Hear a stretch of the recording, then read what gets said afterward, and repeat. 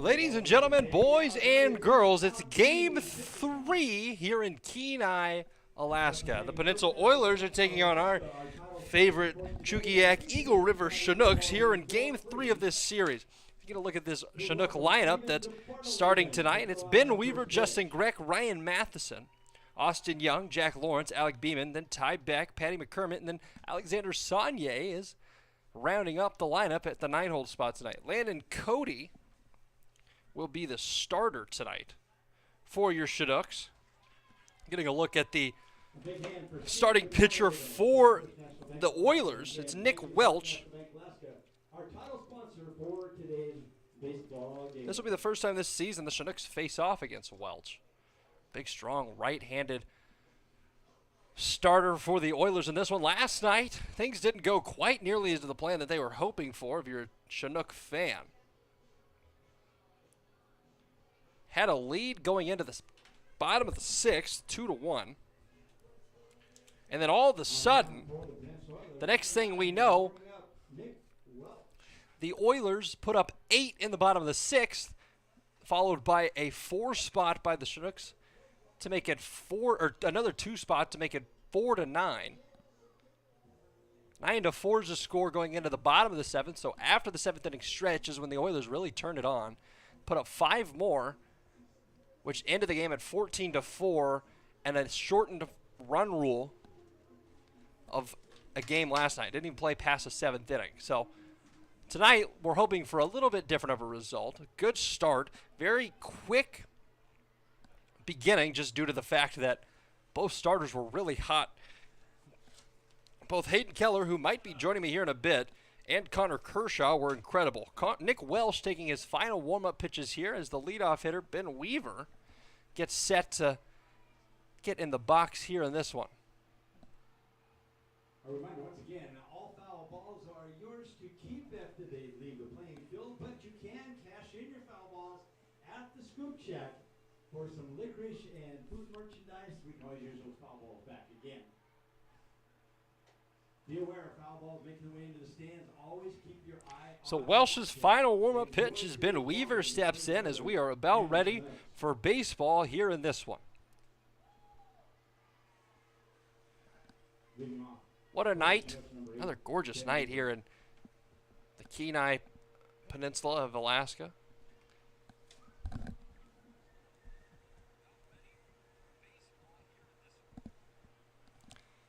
So Weaver's in there. First pitch from Welch. Turns, kicks, and fires it in for strike one on the inside corner. It's 0-1.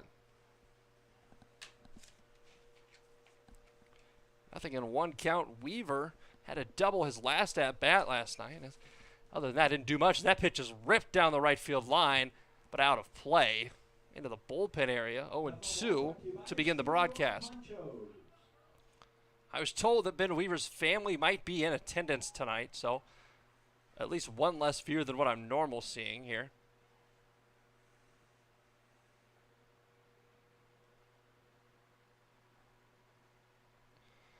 So 0-2 to the leadoff man as the breaking ball from Welch is outside. 1-2, and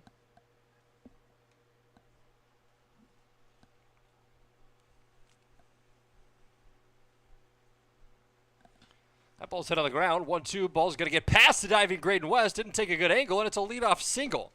Kind of an odd way to begin the game. It looked like West had a beat on it, just kind of rolled over out there at second. So a leadoff single for Ben Weaver stepping in.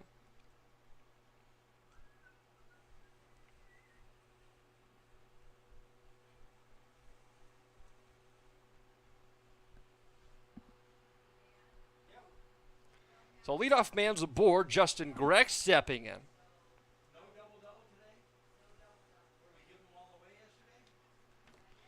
So the first pitch is in there for strike one, looking, it's 0-1.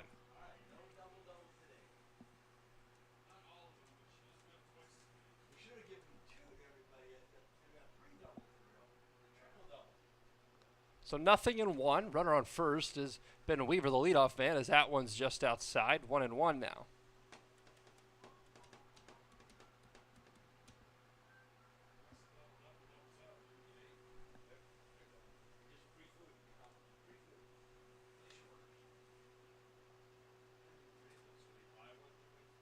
Weaver goes, the pitch is up and away, the throw's way up and over the head of second baseman Graydon West and into center. Weaver thought about going, then it gets past the center fielder, even deeper into the outfield. They're going to wave around Weaver. Here comes the throw. It's way offline, so Weaver scores on a steal of second. Boy, what an interesting start to this one. A leadoff single nubs through the right side of the infield.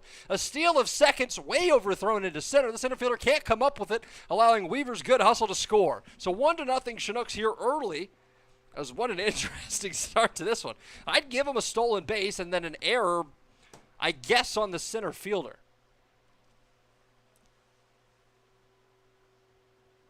Now batting 15, Ryan Matheson. So 2-1 to Greg. Here's the pitch. That breaking ball is in there for strike two. It's 2-2 to the second hitter of the game.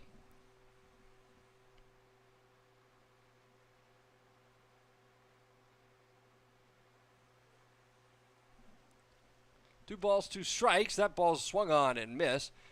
In the dirt, blocked, and tags out Greg. So that's the first strikeout for Welch in this one. But interestingly enough, it's already 1-0. So a single and a strikeout, and a run scores.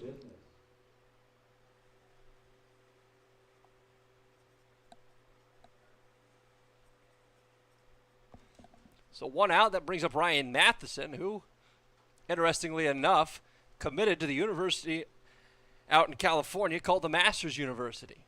Played at a junior college last year, has been talking it up with some of the guys on the team, and I asked him before if I could say this as the 1-0's hacked at and missed, 1-1. He said, sure, go ahead. Right before the game, talked to head coach Monty Brooks and announced his commitment to the Masters University, NAIA school, in a very deep conference out there in the GSAC and southwestern parts of the United States. Following my route, my second year playing college ball was out there at the Masters University. 1-2 to Ryan Matheson. Here's the pitch. As that ball's hit on the ground, is it going to get up the middle? Tough hop to the left side. The throw from the shortstop's in time. Boy, what an odd hop on the infield grass that hopped straight to left, like took a hard left over to the shortstop. Other than that, it was headed up the middle for a single for sure. So a 6-3 putout brings up Austin Young.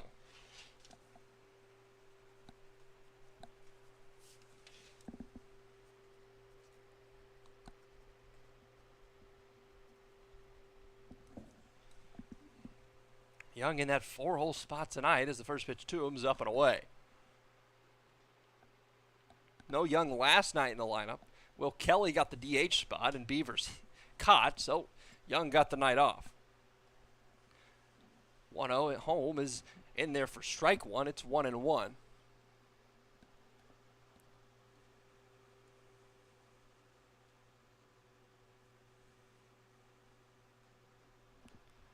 One's down low, 2-1. Beautiful night mentioned earlier. Sun's out a little more than normal. 67 degrees here tonight, so the warmest night we've had to start. Just by a degree, not really a big deal. As the 2-1's lifted to the right side and out of play. That's all brought to you by Dan Aaronson's Law Offices. So 2 balls, 2 strikes, 2 outs to begin the ball game. It's 1-0 Chinooks already. After a stolen base and a scoring at the plate after the overthrow. 2-2's a good breaking ball. Thought he had him, but it's full now, 3-2. A lot of the infield thought so as well.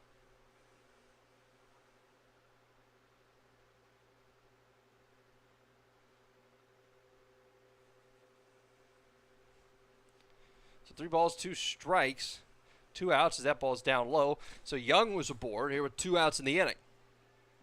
Second batter to reach here in the first inning.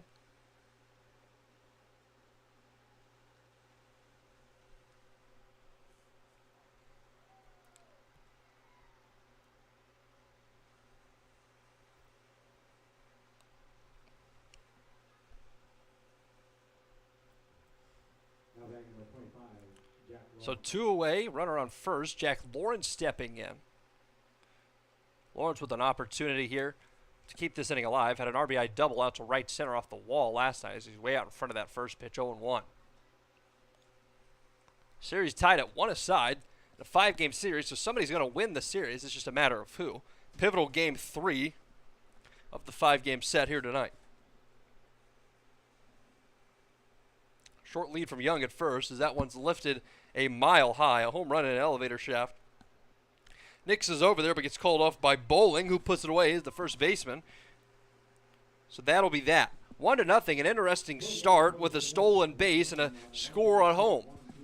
We'll step aside and bring you back to discuss the lineup for the Chinooks defensively as well as the offensive lineup for the Oilers.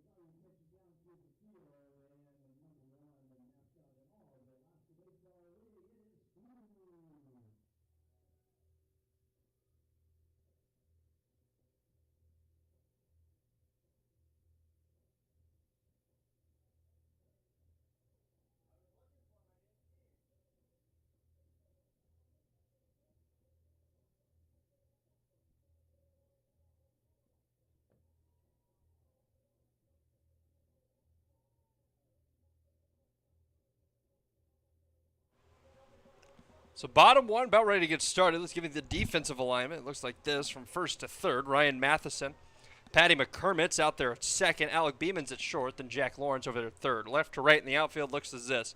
Alexander Saunier, Ben Weaver, and Justin Greck is in right. 1, 2, 3 for the Oilers is James Shimashita, Graydon West, and Shun Sakaino, who was the same 1, 2, 3 for them last night as well.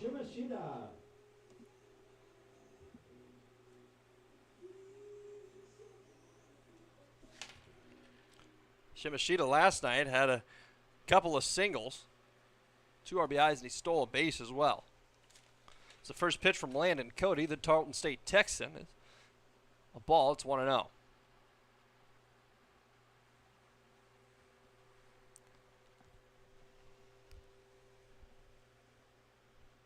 A ball, no strike pitch is lifted out of play, 1-1, so we'll have to do it again here.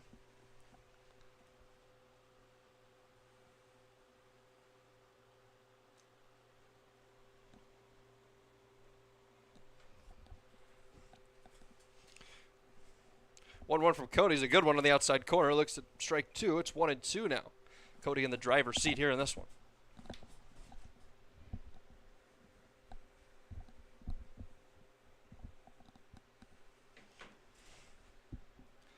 1-2 home to Shimashita's lifted over the head of Lawrence and dumps into left field. So a good job by Shimashita with 2 strikes, and he's aboard to lead off the bottom of the first inning.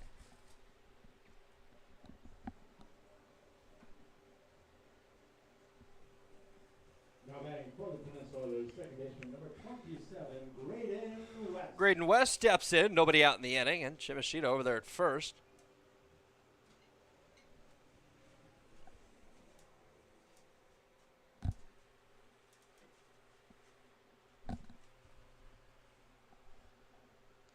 Cody gets the sign, comes set, kicks and fires in the first pitch, is way outside, ball 1.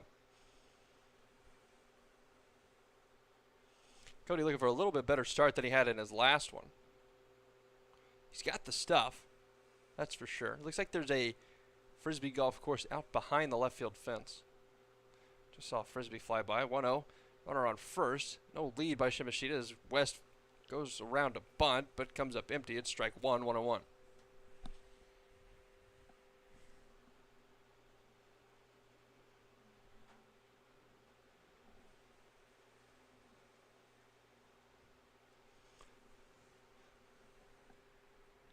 So 1 ball, 1 strike pitch, nobody out in the inning.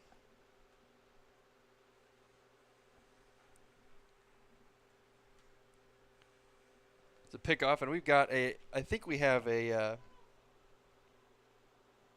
what could be a reunion right in front of my press box here.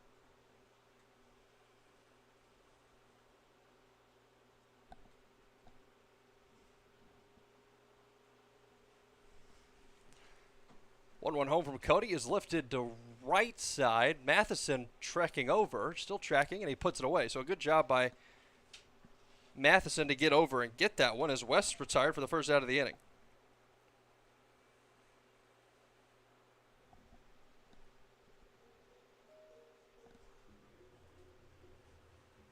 Now batting for the Peninsula is shortstop number 1, Shun Sakino. Shun Sakino steps in with one away in the inning and a runner on first. Here in the first inning of this one. Sakino had 4 RBIs yesterday, coming in back-to-back hits. It's a pickoff attempt. Good job by Matheson to flip the glove over and block that thing. Or back in safely.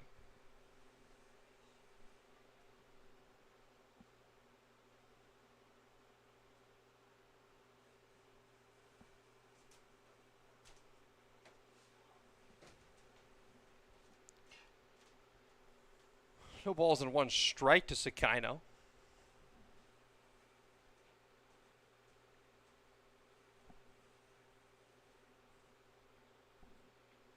The 0-1 home is flipped up out of play foul. It's 0-2 now.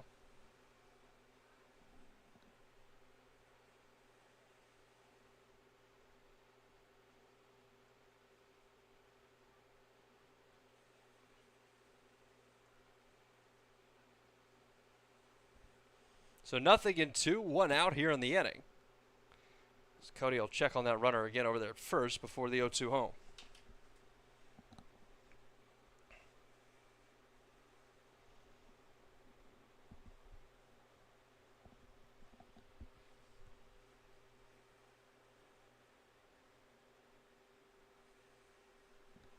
Oh, 2 homes, not a bad pitch, but just off the plate, 1-2. Good spot there by Cody, just doesn't get the call.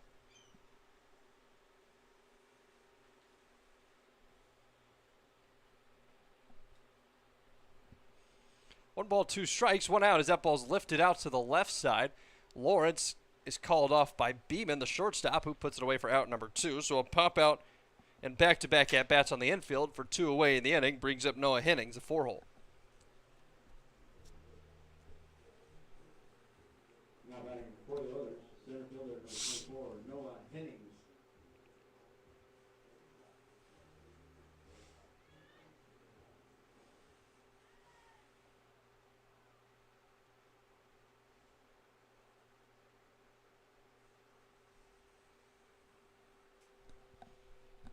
Two outs, runner on first.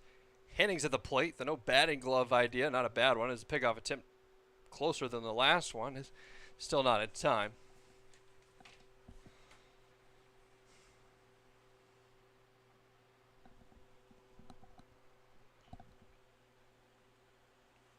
So 2 outs, runners on first. Runner goes. The ball's hit over to shortstop Beeman. Beeman's got to throw across. He does, and it's a good one. So out number 3 after a leadoff single. We head to the top of the second inning. It's 1-0 Chinooks here in Kenai.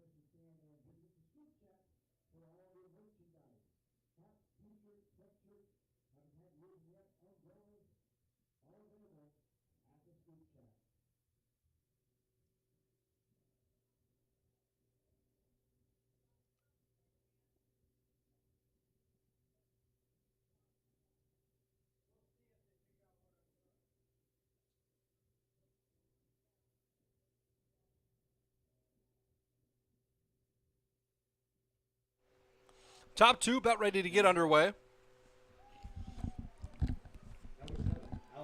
Shortstop Alec Beeman steps in there. Beeman, I've predicted, is going to get out of his slump here pretty soon as the first pitch to him is outside, ball one.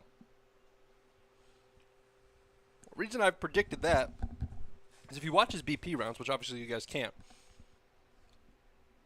he's starting to get the ball in the air a little more as that ball's fouled down the third baseline, 1-1.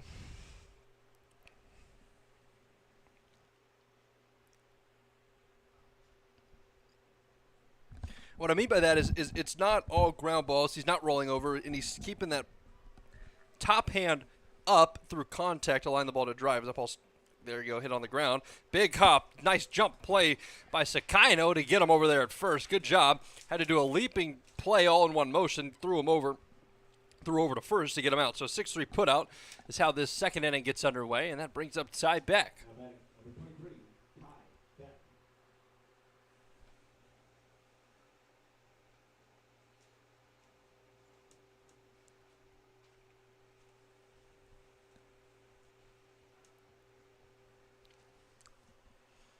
First pitch to Beck, he's swinging, it's 0-1.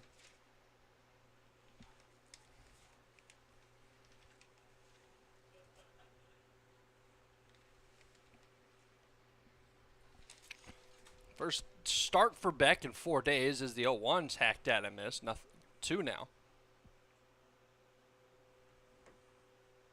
Another gorgeous night. I mentioned earlier, here it is in Kenai. We were told it was going to be very chilly here, and weather's hasn't lived up to those standards. It's been very nice, very warm for us.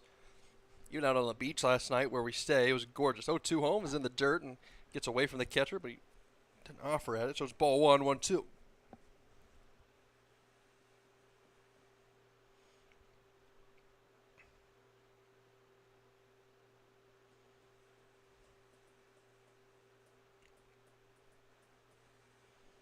Well, ball 2 strikes as the pitch is swung at and missed. Good spot for that one as he's retired for out number 2. Second strikeout for Welch here in this one as well as steps in Patty McCormick. Patty getting to play, I think, same amount of time.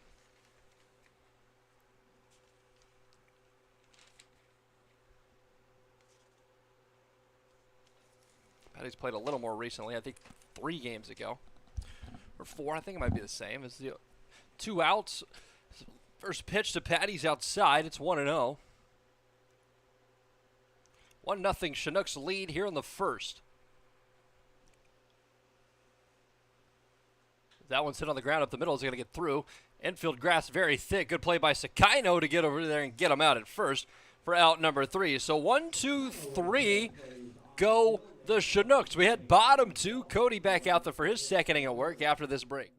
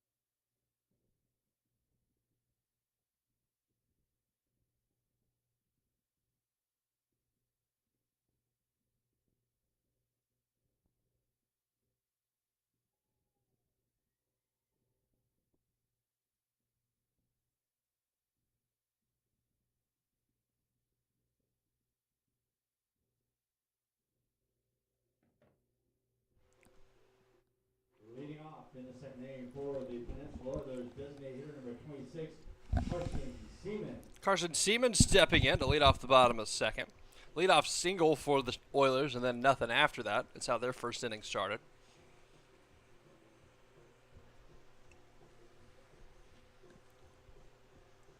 Seaman Another start here tonight. DHing tonight for the Oilers. It's the first pitch to Siemens, a breaking ball in the dirt, 1-0. Siemens had a couple of hits and a walk yesterday. Reached base 3 out of the 4 plate appearances he had.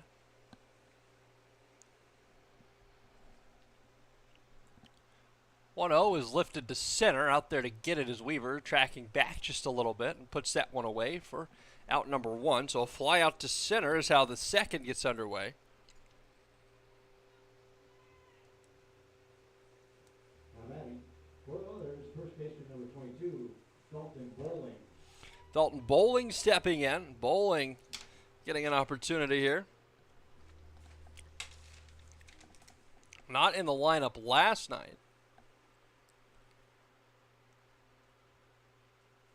So his first real chance here against the Chinooks here in this one is the first one to him. It's a strike. It's 0-1.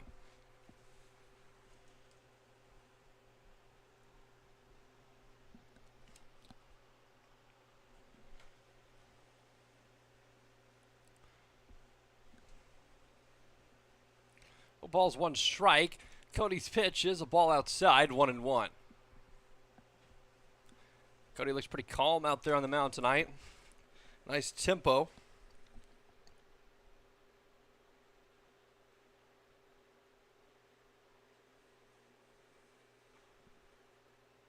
One's lifted to the right side. That's going to be a tough play. It's in foul territory. Matheson racing over and out of play. Had a beat on it, but it had no room. 1 ball, 2 strikes now to Bowling, who still alive up there after that one.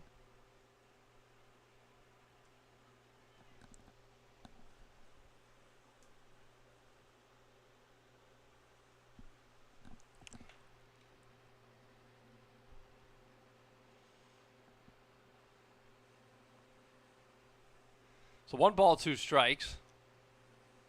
1 out in the inning is 1-2 is flipped up out of play. See how it's still saying put it 1-2 here in the second. Bill Parker.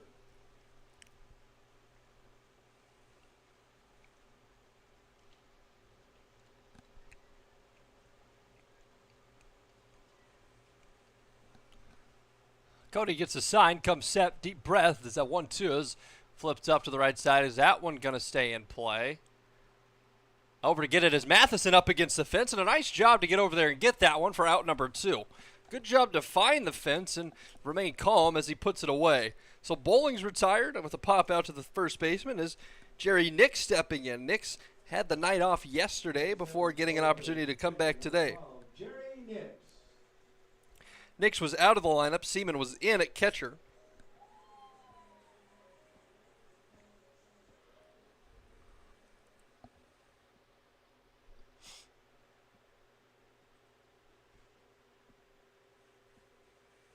First pitch hit on the ground over to Beeman. Beeman's got to hurry. Good play to his right. The throw across is offline, and all the way to the fence it rolls. Nix thought about it. Had to retreat back to first. So I'm not sure. I would hopefully give him a hit on that one. Yeah. Tough play for Beeman. It's not the easiest of efforts, so they are going to give him a hit. Infield single for Jerry Nix with 2 outs in the inning. For the Oilers, third baseman number 14, Jacob Shaver.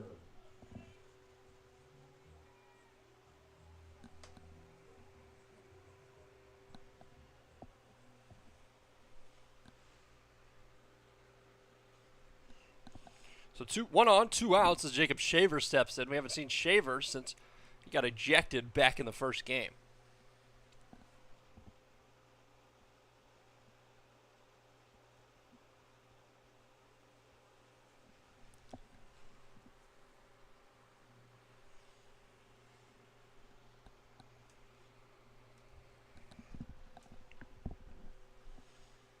Shaver over at third base. I think was arguing balls and strikes.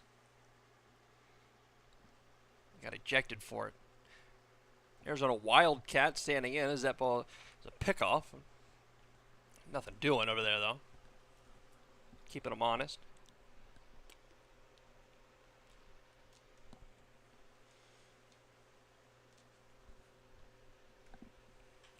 One O's lifted to right. over there to get it. Greg takes a bad route, and it gets over his head. All the way from first, they're going to wave that runner in from third. The throw is up to third base, over Lawrence's head, and over in almost into the dugout. It stays out of the dugout, allowing Shaver to get to third. For Jacob Shaver.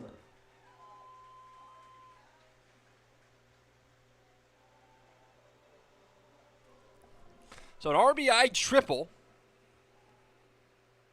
for Shaver ties this thing up at 1 apiece here with 2 outs in the inning.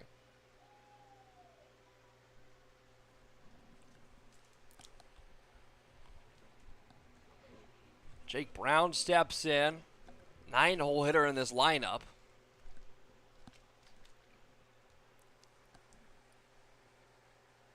First one to him is a strike. It's 0-1.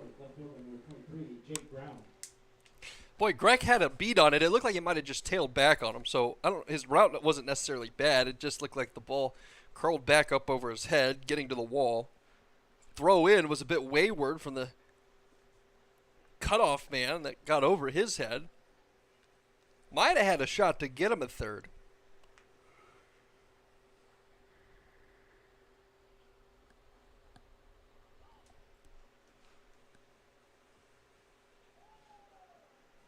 Regardless, 1-1 with 2 outs in the inning is the 0-2 Holmes. A good pitch. Just doesn't get the call. It's 1-2. Weaver family will be in tomorrow.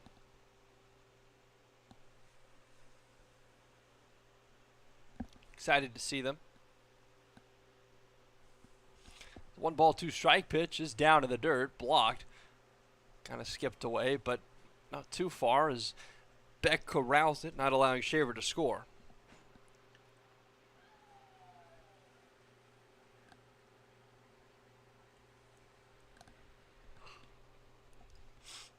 So 2 balls, 2 strikes, 2 outs, your bottom 2.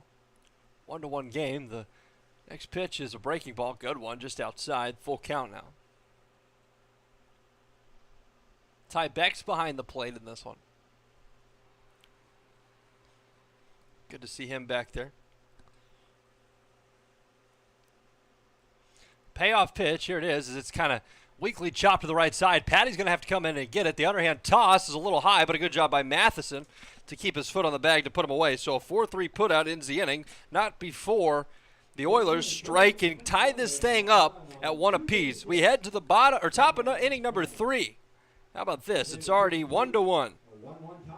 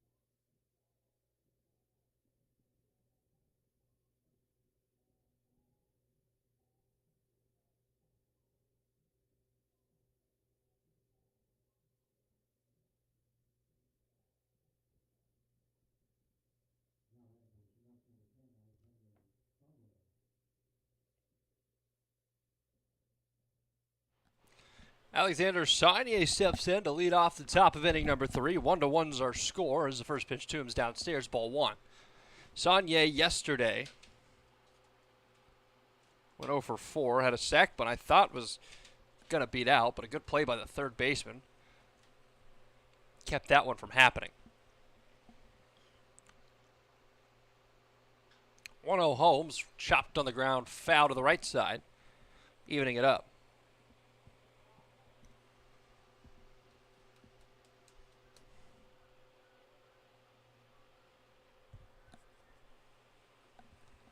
One chopped again to the right side. That one's foul as well. So we'll to see if he can straighten this one out. 1-2.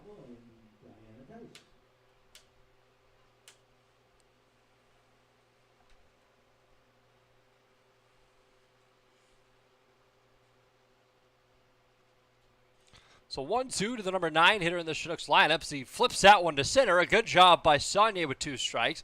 And they have themselves a base runner here to begin the inning. Saunier worked on that in BP, just kind of keeping that barrel in the zone for as long as he could, and does a good job there of flipping that one out to center field for a knock. So Ben Weaver steps in. Nobody out in the inning. Saunier over there at first can run. Weaver can hit as well.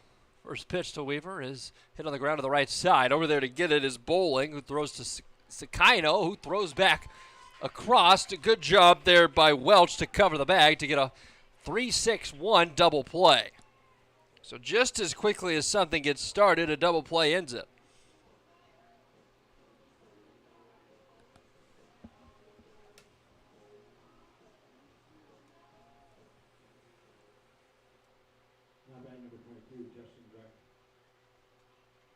Greg standing in after the double play.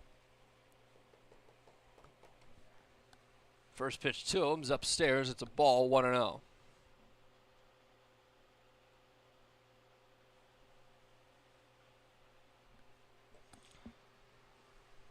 Two outs in the inning. That double play was pretty impressive, honestly. It was quick and got the outs very efficiently as that one's in the dirt. 2-0.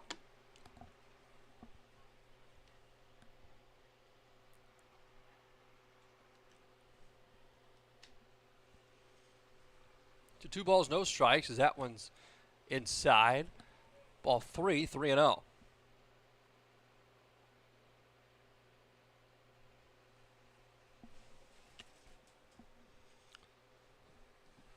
Top 3, 1-1's our score here with 2 outs in the inning. 3-0 is upstairs and it's ball 4, so 4-pitch walk to Greg has him aboard with 2 outs in the inning.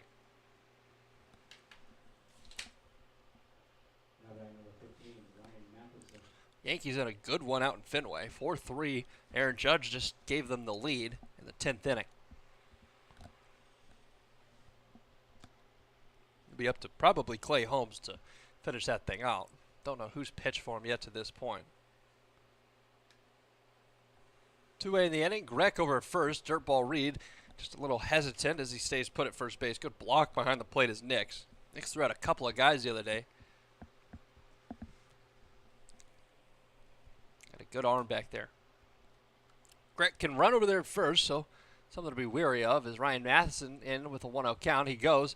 The pitch is outside a little bit. The throw from Nix is a good one, but he's in there safely. Just beat the throw. Nix running back to the first base dugout. Thought he had him. I'll be honest, I did too, but Greg got in there just ahead of the throw. Kind of embarrassing, to be quite frank. You got to be without a shadow of a doubt that you got him before you do that. 1 ball, 1 strike, 2 outs. Other teams don't take too kindly to that either.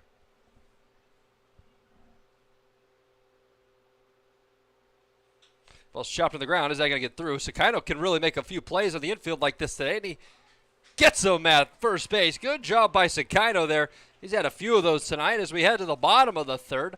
It's 1-1.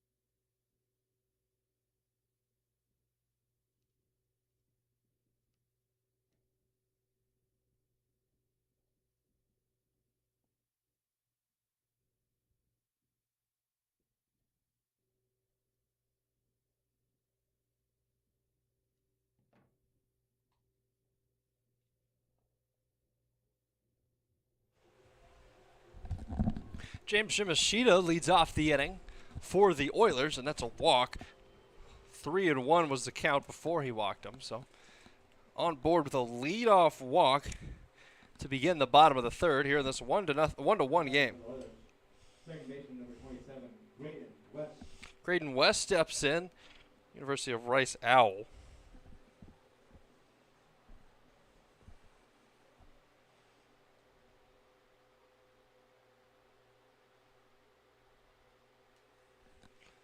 First pitch to him, that's a bunt down the first base line. Off and running with Shimashita. It's a foul ball, so they're going to have to try it again.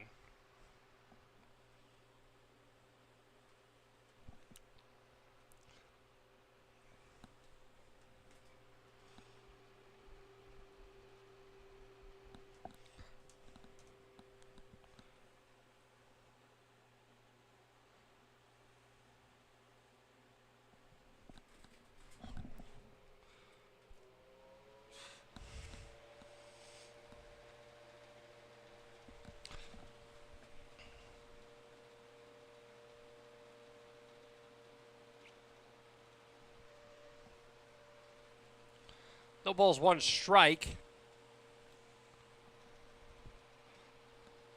To the right-hander from Rice. It's 0-1. Try the bunt again. That time he pulls back. 1-1 now.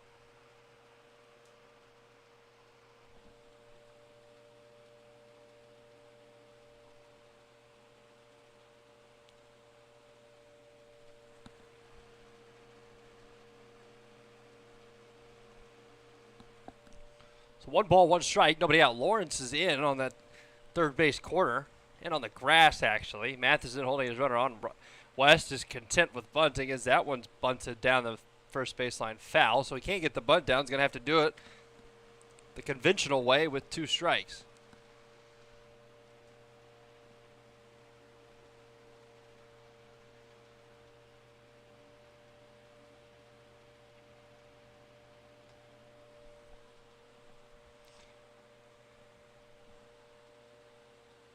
So 1-2, nobody out. Matheson holding him on at first. Lawrence has pushed back. The pickoff attempt not in time. So we'll try it again here, 1-2.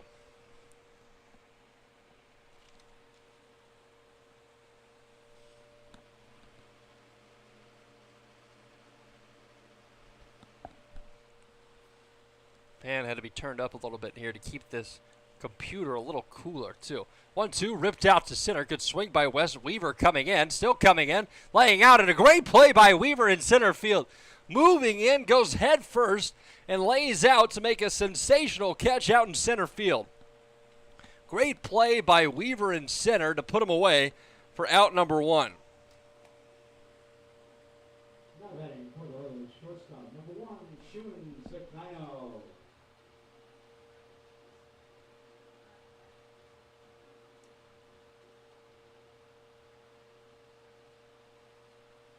Shun Sakino comes in after that great play by Weaver in center field.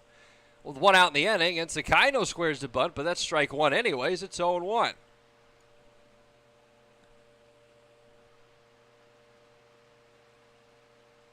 So 0-1. Man, what a play by Weaver in center. Ball was kind of to his left as well, so he had to reach across his body with his glove, lay out, and done a little roll over the middle. That ball's up the middle. Is it going to get past a diving Patty? It does, and into center. It's a base hit. Shun Sakino's aboard. So 2 singles with an out here in the inning is put runners on first and second. Batting fourth, center fielder number 24, Noah Henning. Noah Henning steps in. Henning's got an opportunity here with 1 out to do something special. Have been wanting to bunt all night long, so I have to see what their plan is here in this one.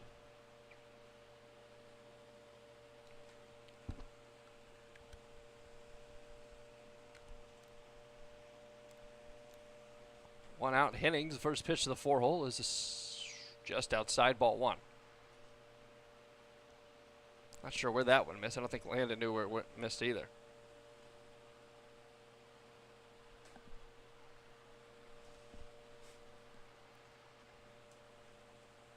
1 ball, no strikes, 1 out.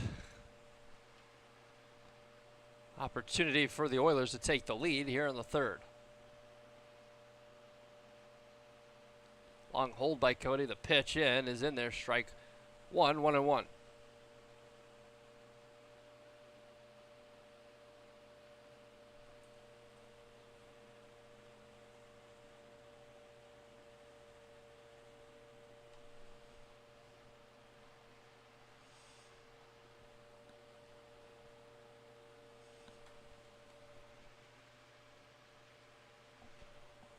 Ball's ripped up the middle. It's going to get past the glove of Beeman in a line. Into center field, a base hit. Thought Beeman had a good beat on it. I don't know if it knuckleballed out to him and just kind of went underneath his glove. So regardless, it's a base hit with the bases loaded now with 1 out in the inning. Now batting the DH, number 26, Carson Seaman. So a walk, a fly out, and then 2 singles have them in business with 1 away in the inning. Time's called as Beck goes out there to talk to Landon. Patty goes out there to talk to him as well. Nobody's warming in that Oilers or in the Chinooks pin yet, so perhaps we're just out there to calm him down.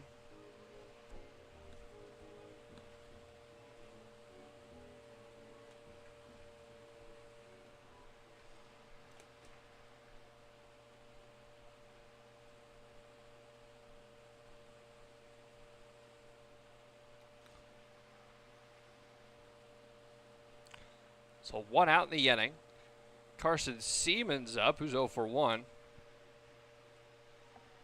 Had 2 hits last night. A big hit right here would be huge for him. First pitch is in there, strike 1, 0-1. Seaman DHing.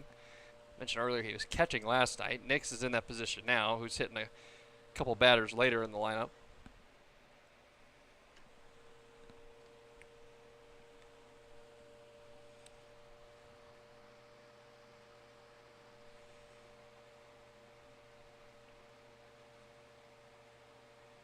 Ball's hit over to third, past the diving Lawrence into left. 1 run's going to score. They're going to wave that runner. No, they're going to hold him. Ball gets through the cutoff man to the catcher Beck, who scoops it up to keep the runners where they are. So bases loaded.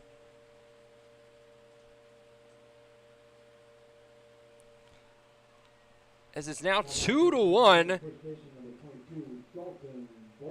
Oilers take the lead.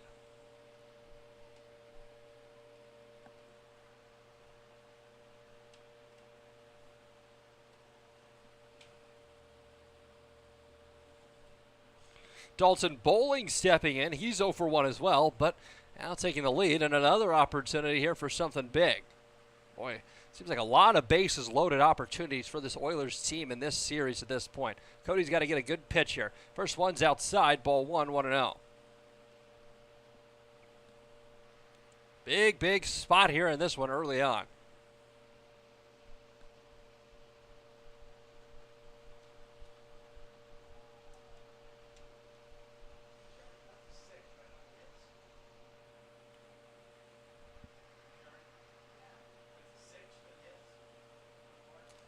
Home is lifted to right center.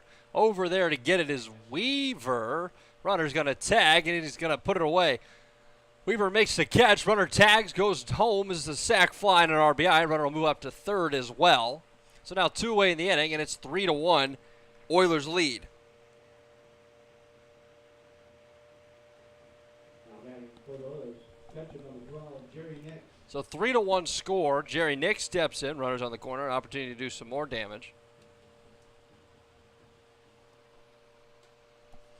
Time's called. Chris Beck's going to go out and talk to Landon. Make sure he's all right.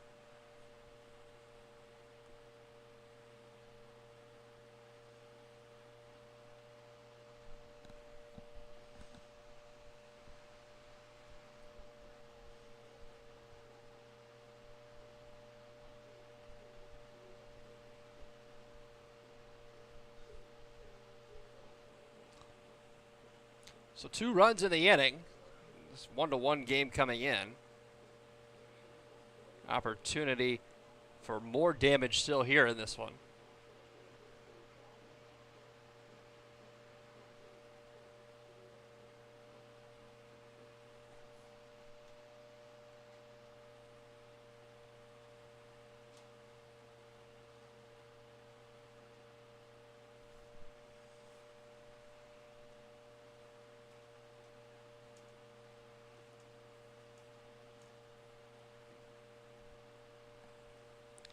So Beck's back in the dugout, 2 outs, and Jerry Nix, the catcher, steps in.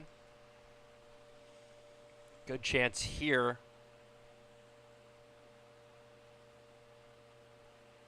Runner goes. The throw from Beck is back to the pitcher. They're going to have him in the rundown. They're going to kind of run him down. They absolutely want to get that run in, so I don't really know what's going on.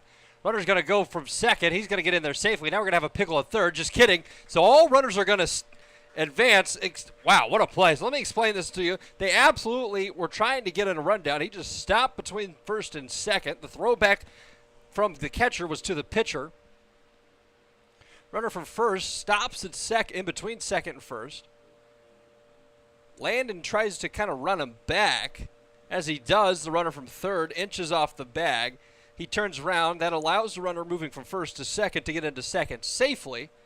They throw home. The runner from third retreats back to third. Now runners on second and third with 2 away in the inning. 0-1's lifted to right, so that play won't matter much if Greg can put this one away.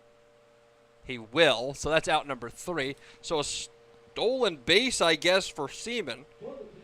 But a fly out there ends the inning. It's 3-1. We head to the top of the 4th. And 2 left stranded after 3 to play.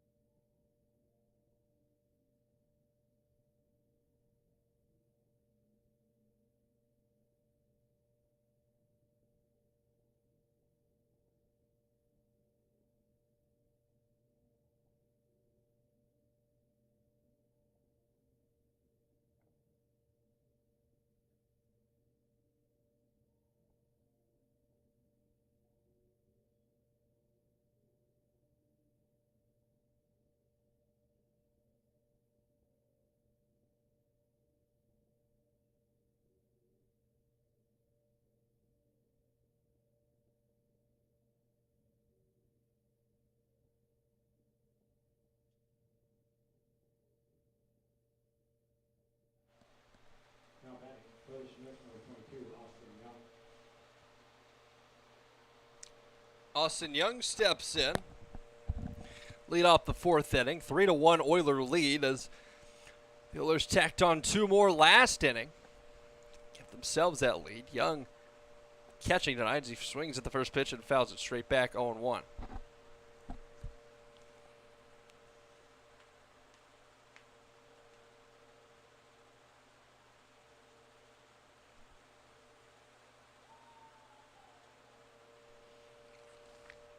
Nothing in 1 pitch. Here it is. That's down low. 4th inning of work for Nick Welch out there.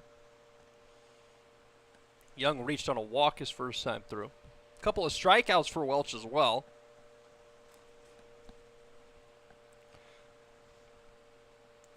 So we're about halfway through the first time in the lineup.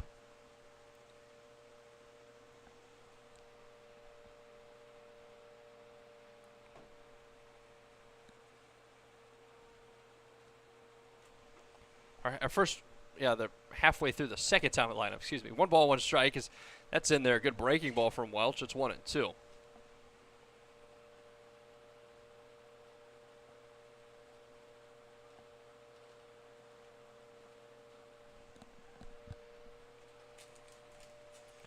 One two's lifted out. A play foul. Count will stay put. 1-2 to the leadoff hitter here in the 4th inning. Good pop in this bat from Austin Young. No homers at this point in the season, but Wouldn't be shocked if he got 1 or 2 out as before the season ended. 1-2 home from Welch. Here it is. Is that breaking our fastballs upstairs? 2-2.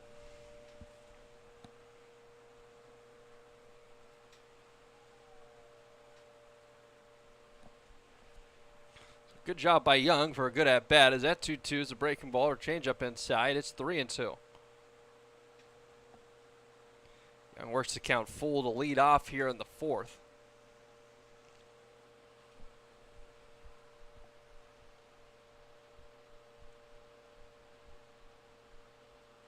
Three-two Holmes inside and up a little bit. So that's a good job by Young, down 1-2 to get a walk there to lead off the inning as Jack Lawrence steps in this 1-3 game.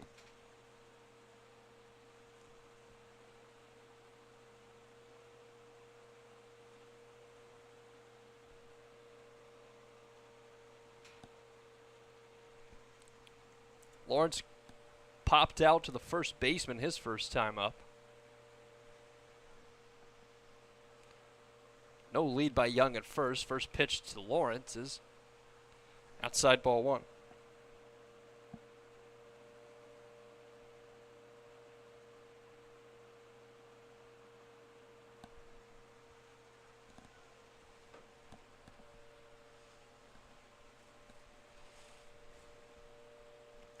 One 0 swung on and missed for strike 1. Good pitch there by Welch. Had Lawrence way out in front. One aside.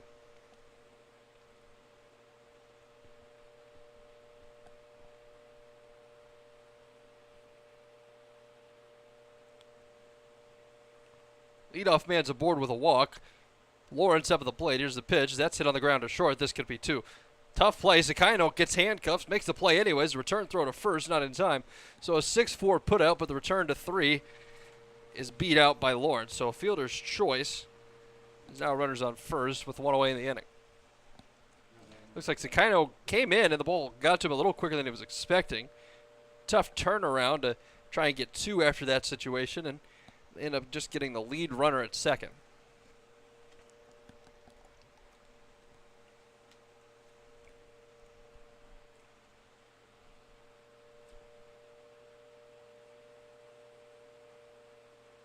Lawrence off at first. Beeman at the plate. Looks at ball 1, 0-1. Beeman grounded out to shortstop as well his last time through.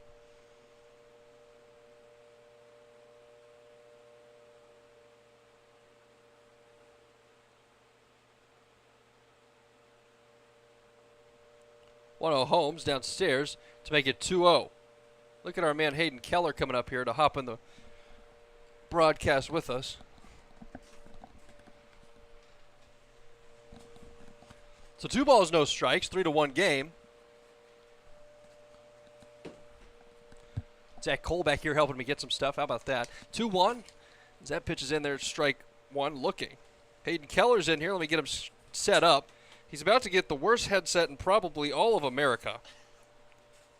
Don't put that on yet. That'll hurt your ears. 2 balls, 1 strike. It's pretty brutal, to say the least. I can wear it if you want.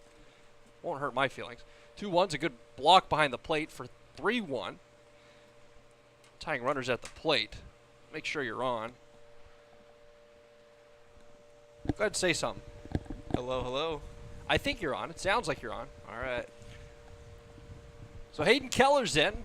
Hayden had a terrific start last night. We obviously don't want to talk about that last inning, as that ball's in. That's a strike. I don't know how that was a strike. 3-2. Close call. Close call.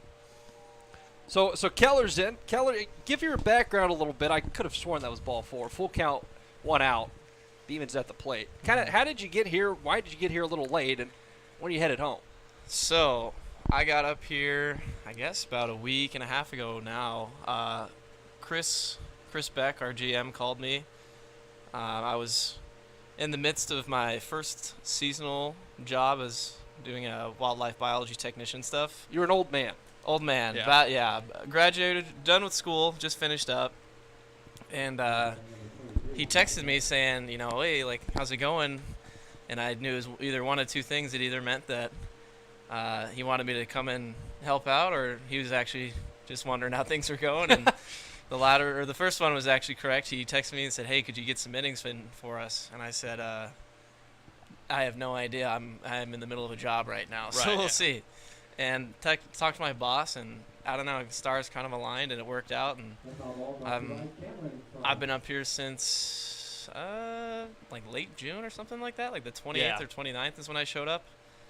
With it, I think it was literally the day after he texted, or at least within 2 days of him texting me, I bought a flight and came up here. And I leave on Monday, so. So you leave Monday. That's in a couple of days. Are you? Yeah. That ball's inside to Beck. Beeman walked as soon as Keller started talking. So a little bit of a good luck, I guess. 2-1 to Beck with the tying run over there at first. So are you excited to get back? Was it a cool little experience, just long enough to be like, yeah, it was a good time. Let's go back home. I would assume so. It's been a blast having you up here. You and Sundine, of course. Zach Sundine left a couple days ago. Return throw pickoff move. That was the hardest pickoff to second I've ever seen. Back in safely. Now that hot dog is really what I've been begging for the last couple of days. Haven't gotten one yet. 1-1 Hayden Keller's in the booth with us. Ben Weaver's family's not here yet. They'll be here tomorrow, supposedly. We'll see if they get here in time. With DipNet season starting, that ball's hit to third. Ooh. Tough to get to. 5-4, no throw at 3. So runners on the corners with 2 away in the inning. I want your opinion on what happened on the, like, what was your idea of what happened on the weird steal at second, runner on third? Like, what was going on? What was the chatter down in the pen, and what were they saying about that play? You know, we were a little curious how old Landon Cody was holding on to the ball so long. I agree. It was a tough play because, like, obviously, in that situation, normally he just goes back, but the runner was very clearly trying to get himself in the rundown. Yeah. So I mean, runner did a good job of just causing chaos, which was Cause chaos. what he's trying to do in that situation. First pitch to Patty McCormick. His at bat is a check swing, no swing. Ball 1-0. Patty grounded out to shortstop. He's 0 for 1, looking to get on the board here, driving a run from third base. So I heard a rumor that you might be going to play a little baseball somewhere else. Is that true? Obviously not right away, but if you do play, when would that be, and where is that going to be at? I'm going to be heading to foul ball there. Heading to Australia to go play in the state league down there in September. So they're on the southern hemisphere, so they have a little season. Their seasons are swapped. So Yeah. Right now it's springtime heading into summer, so it'll be their summer. I'll be there from around middle of September to April, but yeah, we'll see. I think that's when the season lasts. So does it get actually cold in Australia? 1-1 home is downstairs 2-1. From what I can see via the weather app right now, it doesn't seem Okay. too it's pretty mild. It seems like it's like 60, 70 degrees, pretty nice weather. So And is that going to be is that a career, or is that just something you want to go do for a little bit, see what happens? just kind of see what happens. I mean, the opportunity came up, and I couldn't refuse the chance to go live in another country for a while. So I decided now's the time. I don't really have anything tying me down at home, so yeah. So not a bad idea. 2 balls, 2 strikes, 2 on, 2 out here in inning number 4. Deuces are all wild. Turn that fan down so I can hear you a little bit better. The fan's so I can keep my computer from spazzing out, not allowing people to see the stream back home. Yeah. So that's pretty cool, man. We haven't had a whole lot of conversation up until recently. Up until probably 3 or 4 days ago, all we ever said to each other was hello. 2-2 Holmes hit on the ground to the third base side. Over there to get it is Shaver. Throws on to second for out number 3. So we head to the bottom of the 4th. We'll take a break here for just a second. Let Keller catch his breath. 3-1's our score here at inning number 4.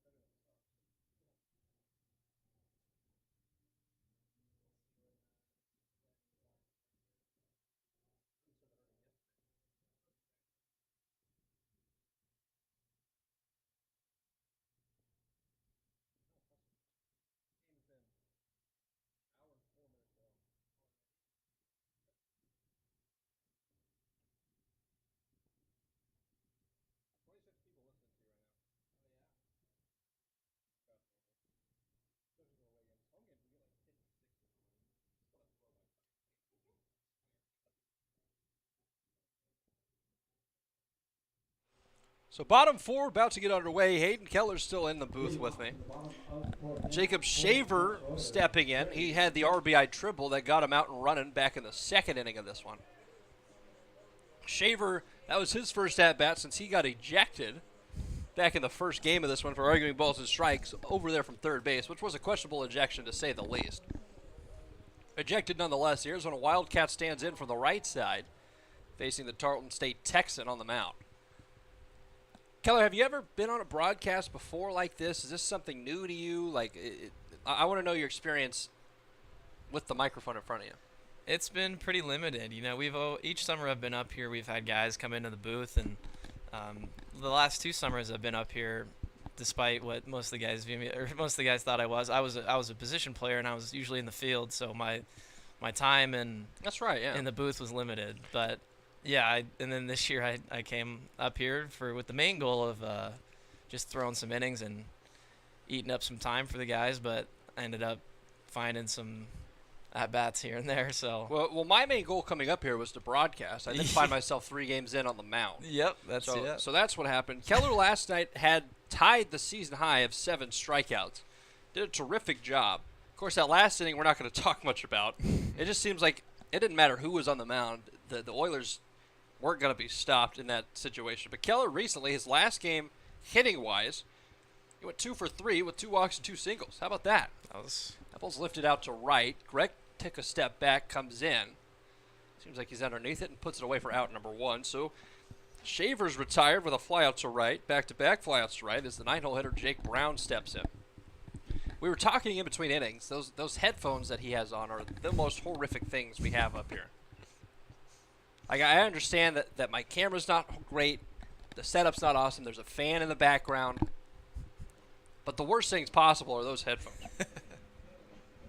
Tonight I have Pop-Tarts, and I'm going to say this a little loudly so they can hear me. Time's called, don't know what happened.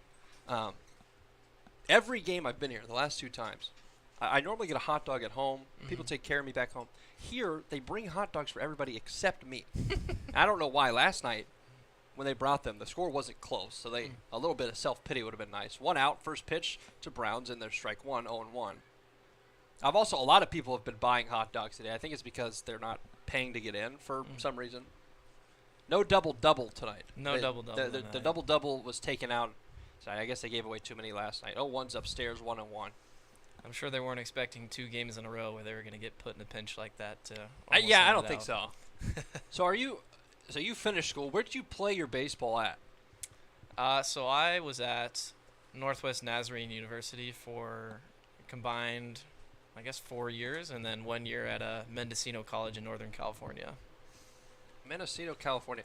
That's cool. So did you enjoy your time at those schools? Did you where if you had to choose a place to say, hey, this is where I went to school? Which of those 2 would you say that's my school? I would say Northwest Nazarene for sure.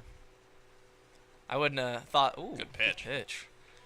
Strikeout looking Jake Brown. That's Landon Cody's first strikeout of the game. Second time through the lineup. Head back to the top. James Shimashita steps in. You go ahead. I definitely wouldn't have guessed that NNU would have been the place I'd call home, but I'm very glad it worked out the way it did. So you found yourself there. Where are you from originally? Minden, Nevada, near Carson City. I've heard of Carson City. Oh, Carson City. The reason I know Carson City, I think, is because that ball's lifted out of play by Shimashita 0-1. I think it's because. Have you ever seen La La Land? I don't think I have, actually. So it's kind of a cheesy movie, to be totally honest, but the girl, Emma Stone, goes to L.A. to try and be an actress, but then she gives up on her dream at one point. I don't want to spoil it for people who haven't seen it. Actually, who cares? The movie's been out forever. 0-2 now, 0-2 with 2 outs here in the inning. She goes, but then she makes a play of her own by herself. It's a one-person play, and I think the name of the play in the movie is Carson City. That's where she's from originally. All right. Yeah. A weird favorite movie of mine. It's a very strange movie for me to like. 0-2. Turns, kicks, and fires the 0-2 outside. 1-2 to Shimashita. Shimashita reached base both times. Tough out to get, is he not? Absolutely. Can't seem to find a way to get him out completely. Had a couple of hits last night. Reached base 3 times. Night before that, he reached base 4 times as well. So he's on base 10 times now in the series. 1 ball, 2 strikes. That ball's fouled back. San Jose State That's where he goes to school. I think they're the Spartans. Spartans. Yeah. Yep. He's a Spartan. There's a couple of other names. He's not in the lineup tonight. Casey Burnham's from Kansas. Their center fielder last night. Graydon West, the guy on deck, plays at Rice. 1-2 from Cody is fouled out of play. 1-2 still. Count remains. Beer Garden getting rowdy again. They got rowdy before the game even started. Yep. Down Started the early. left field line. And honestly, I walked by and I can only imagine why. I just the faces I was looking at, pretty obvious as to see why. So 1-2, 2 outs as that ball's lifted to left. Saunier and Lawrence are back. Beeman's making a try. Lawrence runs out of room as Saunier calls him off. Good play by Saunier. I meant to say Saunier. I just said Lawrence, so I had to pivot. So Saunier puts it away for out number 3. We head to, what is it, top 5? How about that? It's 3-1 here in this one.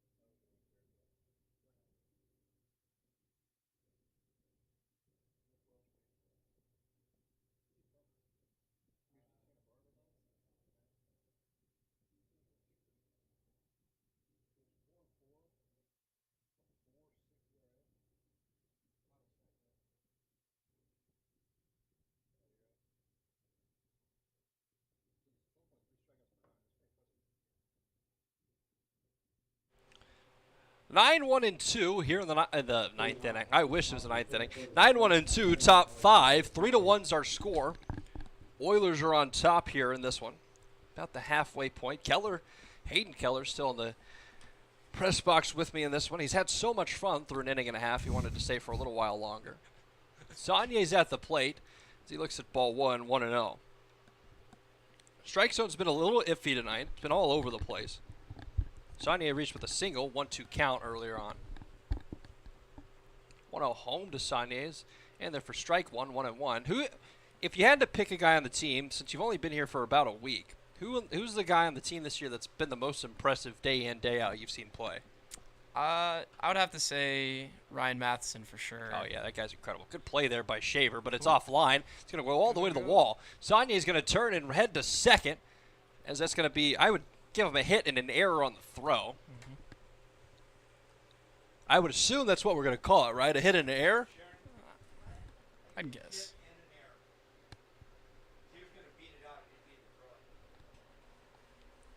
In my personal scorebook, I'm going to give him a single, just for my sake, because back to the top of the lineup, Ben Weaver steps in. Ryan Matheson absolutely is a good name to pick. Yep. It's just consistent. I think if he's still the leader in average, I'm not sure, but he does lead the ABL in hits and for a long time average. So he's been very, just rock solid from day one. First pitch is upstairs, ball 1. Another guy who's been pretty consistent is Jack Lawrence. Lawrence hit a home run in the first inning of the season for the Chinooks, which was, it's been so long, but it was like literally 10 feet foul. No one knew what was going on when he said it was a home run. It was pretty shocking. But yeah, honestly, overall, all of our hitters have been pretty impressive. Yeah. There's been, good bunt. Good bunt there by Weaver. Good movement. He's going to beat there safely, so runners on the corner. Good hustle out of Weaver, out of that left-handed batter's box to get to first, and now runners on the corners. Nobody out in the inning. Justin Grech steps in, the Lafayette College product.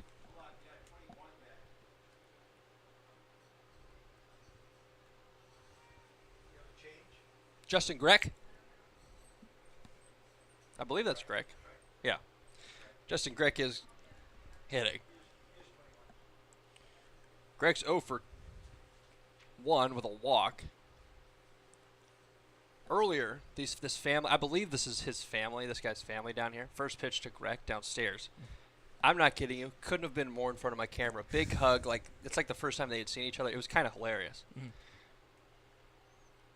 Regardless, 1-0. Matheson, I don't know if you heard this or not. Matheson committed to the Masters University today. I did. Like right before the game. Oh, you were right there with me. Yeah. 1-0, nobody out.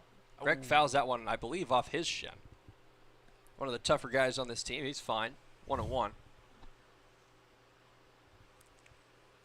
Yeah, big congrats to Matheson. That's a pretty cool thing to only play 1 year at a junior college and find another place to play afterwards. Yeah, he was a little worried. Like he was stressed out. You know, I'm glad he got to be a part of that program. I was a part of that program as well. It's a good time while I was there. So for him to get to experience that and be with those guys that he loves to hang around. He hangs out with all the Masters guys, Philos and Beavers and Young. So he's going to find himself a home out there for sure for at least the next couple of years. Love to see that guy develop and play professionally over the next few years. Weaver's at first. Sonya's at third as that ball's fouled back. Greg's 1-2 now. Nobody out in the inning.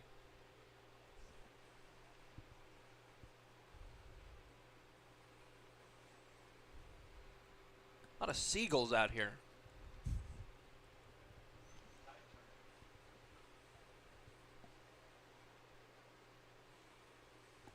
I didn't realize we were that close to the actual ocean. That bird just stepped on that wire. 1 ball, 2 strikes, nobody out. First pitch, or that pitch to Greg's downstairs, not first pitch. 2-2. I've got Pop-Tarts today, no hot dog. Mentioned that earlier. That was the point of that. I brought these from the Kenai bingo hall we're staying in. Which is pretty cool. You get to experience this trip again. I was a little iffy on it before. You know, I was like, I don't know what we're getting into. Pitching coach Troy Hervey in the chat asking how we're doing. Good to see you. Hope all is well. Hope you're feeling better. 2-2 count. Nobody out in the inning. That ball's in there. Strike 3. Good breaking ball by Welch. First strikeout looking. As Greg's retired here in this one. Second time tonight he's been retired. Now 1 away. And the guy we were just talking about, Ryan Matheson, steps in. Matheson to this point, 0 for 2, couple of ground outs. Number 15, Ryan Matheson. He had a single, he hit by a pitch and an RBI yesterday, sac fly. 3-1's our score. Oilers are up in this one. Pickoff attempt back to first. A lot of pickoffs attempts in this one. Doesn't help the pace of play by any stretch of the word. Last night, that 6th inning, we were trying to avoid another pickoff. What are we doing? Was 35 minutes long, that half inning. It honestly felt longer. It did. It felt like a very long inning. So Matheson in all caps by Hervey in the chat. Hopefully he comes through in a big way. Homered back in the first game of this series. That ball's upstairs, 1-0. Yeah, that was quite a shot he hit in that first game. I've not seen a lot of. I mean, this is my 3rd time up here, so I feel like I have some merit to what I've seen, but I have not seen many outfielders stand and watch a ball like that here. Yeah, that ball was crushed. 1-0 is strike, good pitch. 1-1. Matheson doesn't agree with the call. Checking with the umpire to make sure he's all right back there. Yeah, it was interesting because I was told before the game, not many balls fly out of here, and then Matheson turns and rips that ball like well over the left field fence. Yep. 1-1, good breaking ball. Matheson's upset with it, 1-2. Pretty interesting to see. I took BP today. What do you think about my BP round today? Pretty stellar. I'm not gonna lie. There's a lot of barrels in there. I mean, I played college baseball. I think people on the team forget that. They were acting as if I had never played ball. 1 ball, 2 strikes, went out in the inning.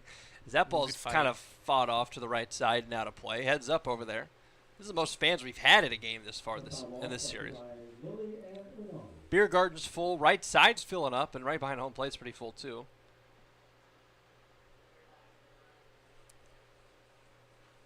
Of course, the family reunion we saw right in front of the camera earlier is just off to the left of the screen.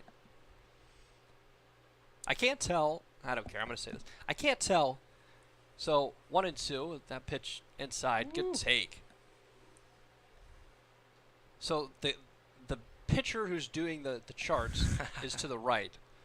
There's a girl and then another girl to the left of that girl. Obviously, the girl in the middle seems like the sister. That's beyond my pay grade. I'm not too sure. It's been something I've been thinking about all night. 2-2. That's wow. Good take again. 3-2. Welch thought he had him. Matheson with a good eyes worked this thing full. 3 balls, 2 strikes, 1 out here in the inning. Tying runner over there at first.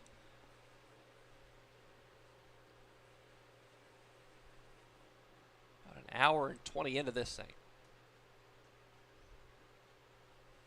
Weaver stays put. Matheson rips that one out to right. Sonya's going to tag from third. Shimashita's in right. Here comes the throw. This play's going to be close. Up the line's the throw, but did they get him? He's safe. The tag missed him at home plate. And I think that reaction by Nick says it all. He definitely did miss him. Good throw by Shimashita in right, but a good job by Sonya with the athletic move to get around the tag to come in to score. So sac fly and an RBI brings this thing at 3-2. 3-2, runner on first with 2 away in the inning. That brings up Austin Young. Young's walked both times. There might be a pitching change here in this one. 4 2/3, 2 runs allowed, 4 hits, only 3 walks, so not a bad game. Well, maybe not. May just be going to check on him out there. Nobody's loose in the Oilers pen. Nobody's getting loose in the Chinooks pen either. Who's hot tonight? Great question. I think James Aaron's hot. He is. He didn't have pants on until about an inning and a half ago. So That's not shocking to me. I've mentioned this one time. I had to do something where I had to run out of the press box for a minute, and he was just getting a hot dog in the middle of a game. Yep. It's all hands on deck today. We'll find out who actually is. So Aaron's hot. ready. I can't imagine Kalen Haynes is hot. There's no way. I don't think so. Nope. Timmy's starting tomorrow. Yep. So all hands on deck might just be 2 hands. Yep. And both those hands be James Aaron. Yep. Will Kelly's pitched before. Patty McKermott's pitched before. Yep. Sonya goes on the pitch. The ball's fouled back. That probably would have hit us up here. 0-1. Good swing by Young. Weaver had a good lead over there. The longer this inning goes, I know the more your ears hurt. That's all right. It's not too bad. I am doing the one-on, one-off kind of method here, reducing the time on the head. You honestly, since you can't hear me, you honestly could just put them down and put the microphone up to your face. 0-1's upstairs. It's 1 and 2. That's very true. Just as long. So you see how it's in the yellow for me? That's about where we want you to be. Okay. And if we need to, we can turn you up too. All right. Yeah, so we'll turn you up a tad. Okay. Probably helps a lot with the ears. So 1 ball, 1 strike. See if Weaver goes again. He won't. That ball's ripped foul out of play.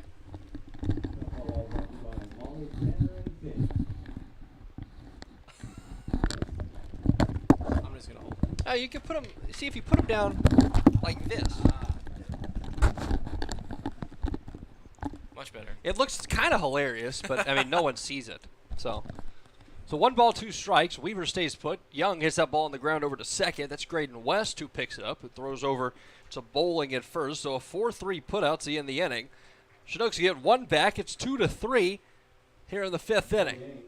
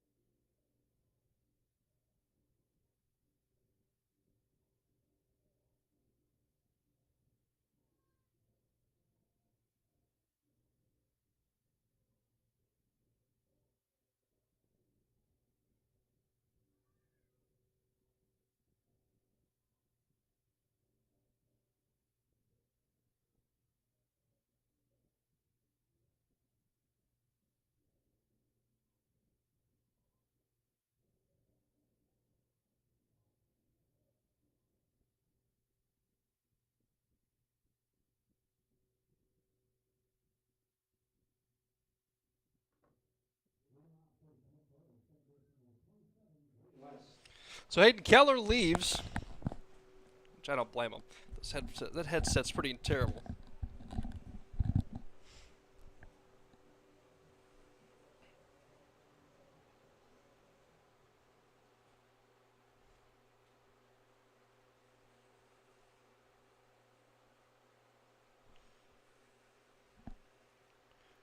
First pitch to Graydon West is a ball, 1-0. 3-2 is our score. Here we're halfway through this one.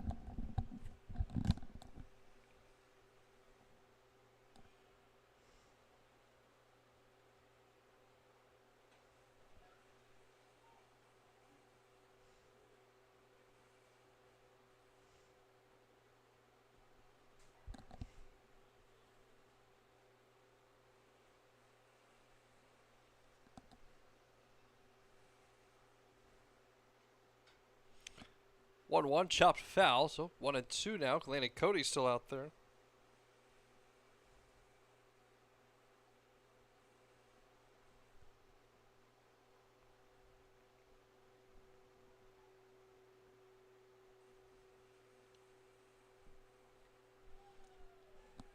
So 1-2 strikes, 3-2 game here in the fifth. That ball's flipped out to second. Patty does a good job getting back to it and puts it away. So it'll pop out to the second baseman. That's how this first out of the game, or first out of this inning gets going. Sakino steps in. Sakino's been real busy out there at short all night long.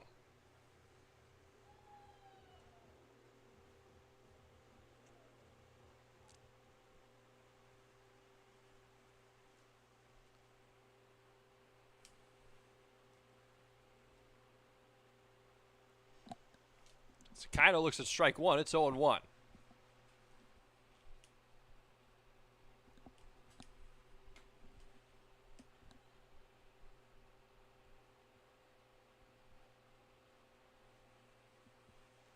Oh, 1 to Sakino's outside. Count moves to 1-1 here with 1 out in the inning. Sakino, 1 for 2, singled his last time up.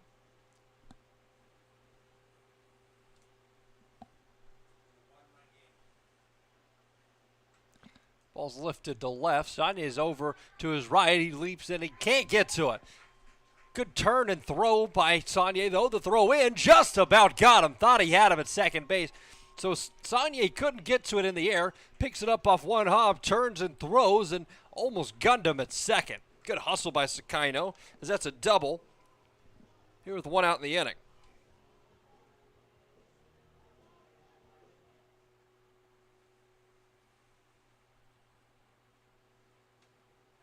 Now batting for the Oilers, number 24, Noah Hennings.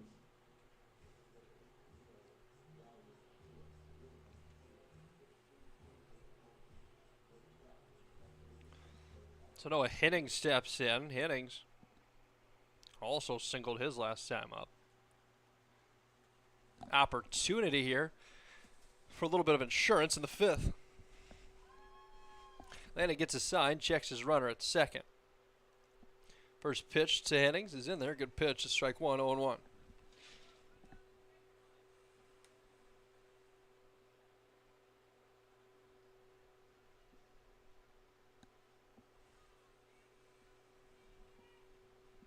So 0-1, 1 out in the inning. Batting gloves by Henning up there as that 0-1's downstairs makes the count 1-1.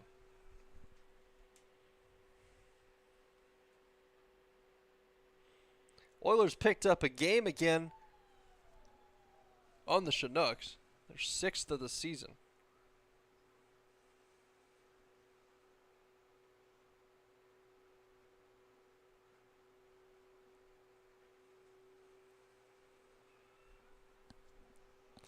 A win here would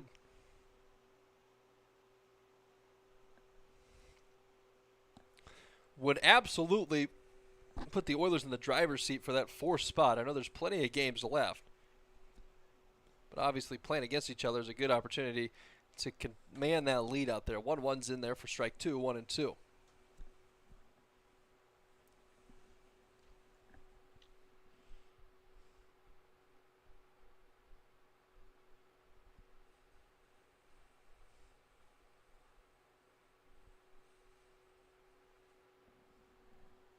So 1 ball, 2 strikes, 1 out. Cody Long hold. Pitch is lifted out of play. 1-2 still. A foul ball brought to you by Tom and Cindy.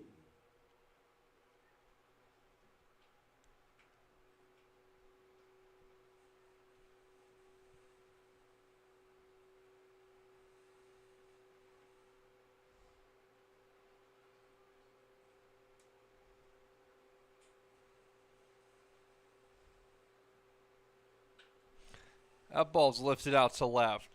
1 out in the inning. Runner's not tagging. Weaver rolled back all the way to Weaver, who puts it away for out number 2. So 2 away. Runner on second.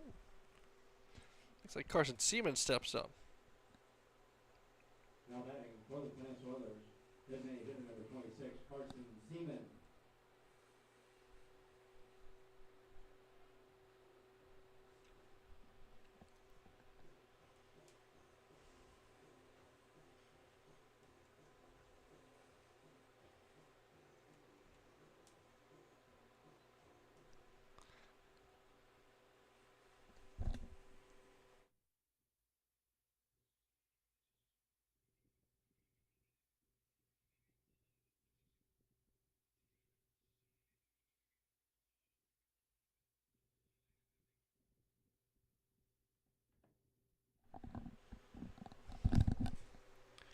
Seaman had an RBI single and stole second his last time up.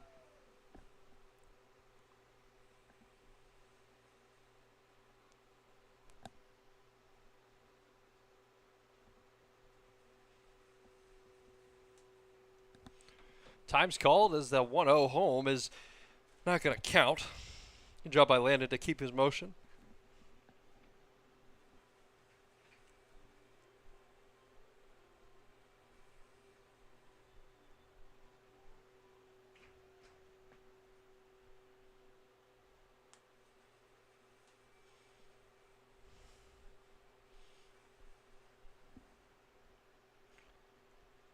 Game starting to lull here on the bottom of the 5th. 2 outs, runner on second, 1-0 count. Here's the pitch as that's waved at and missed. 1-1.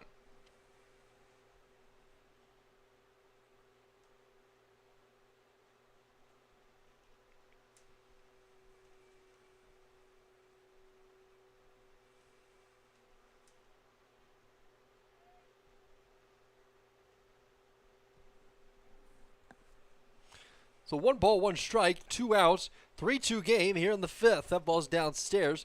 Chinooks got to keep this runner from scoring and try to claw back into this one as quickly as they can.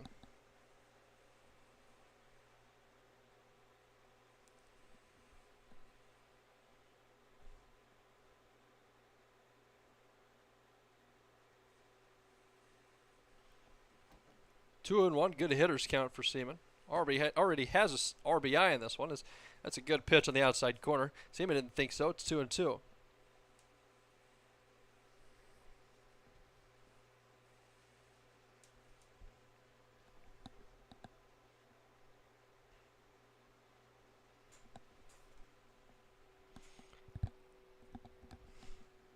So 2-2 with 2 outs in the inning. And it's 2-2 is waved at and missed. Second strikeout in this one. As Seaman's down, and we head to the top of the 6th. We're over halfway done. The Chinooks need one here. It's 3-2.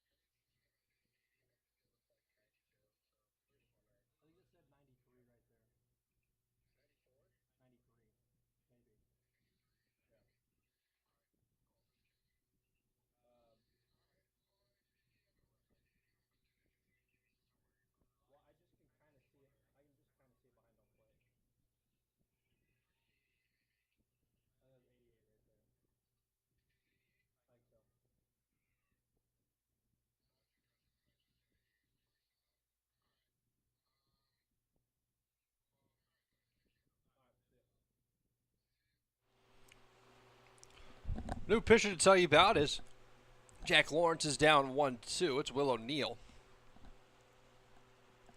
Good job out of their starter tonight, Nick Welch. 5 innings, 2 runs, 4 hits, 3 strikeouts for him. So good job. Hand this ball over the bullpen and give him a chance to win. That pitch is upstairs by Will O'Neill. It's 2-2.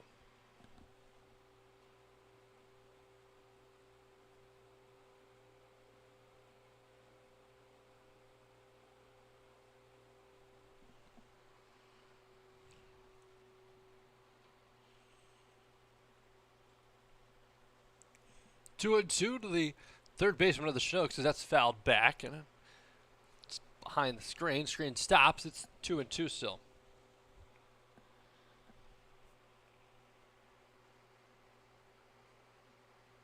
Sixth inning, 3-2 game. Chinooks are down, but only down 1. Got an opportunity to start something here in the 6th is Lawrence.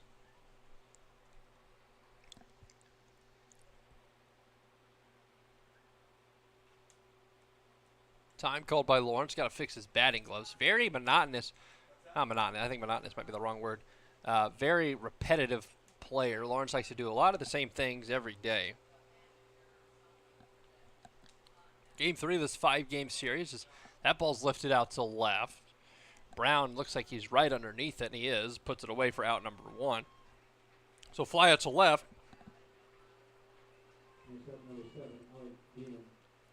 As Alec Beeman steps in.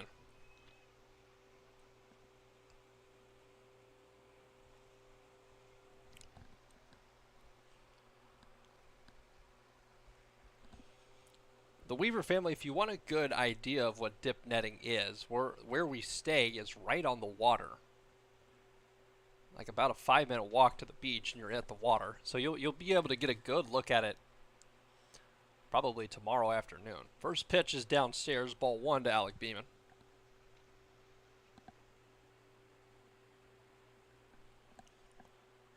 That one also down, 2-0.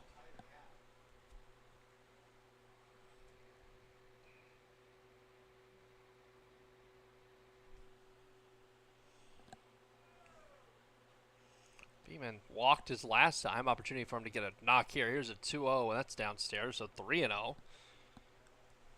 He's well in the driver's seat of this one.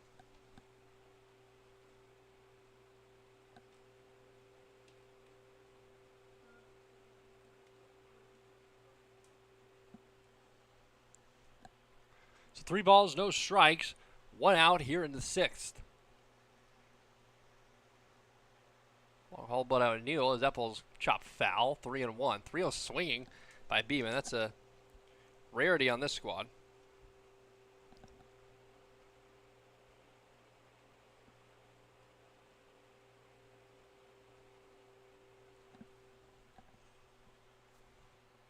Three and one out. Beeman opportunity here. Looks at strike 2. Second time tonight. He's thought that ball 4 and was told differently.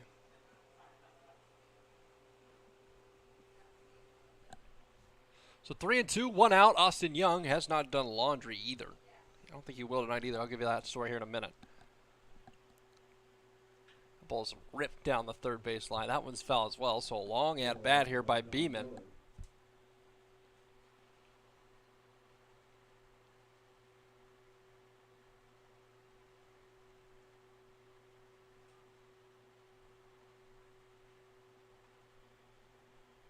Three balls, 2 strikes, 1 out as that ball's way up and away. So Beeman aboard with a pretty easy 3-2 take there with 1 out in the inning. Second walk in this one. Back-to-back times he's walked.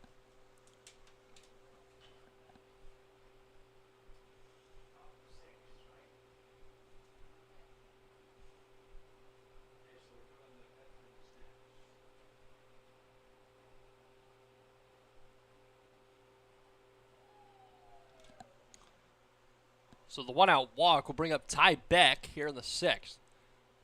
Ty's come through for the Chinooks a couple of times this year. Beeman's lead is not too big. He stays put as that one's outside, ball 1.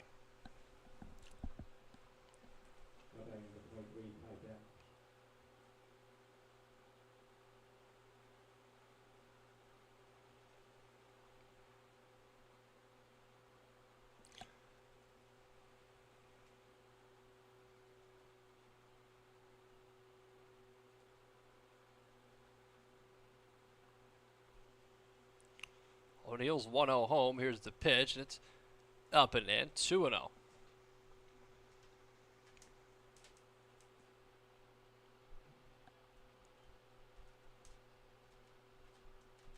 O'Neill plays at the University of Southern California, USC. He's a Trojan. 2-0 home from the left side. It's down and away. It's 3-0.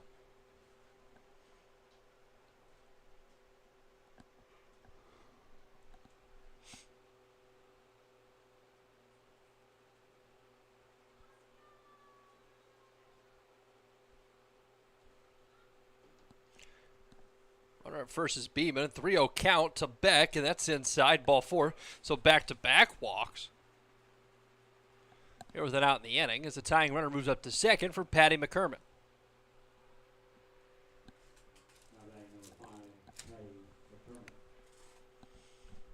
One of the better names in baseball by far.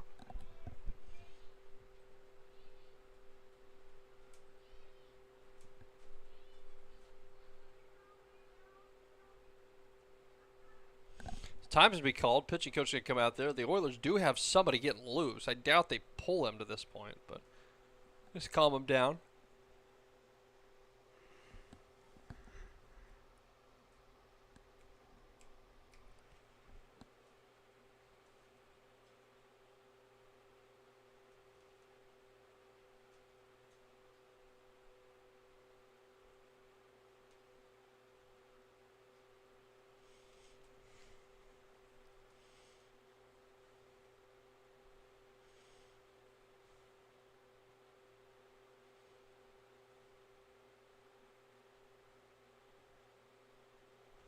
Three to 2 game.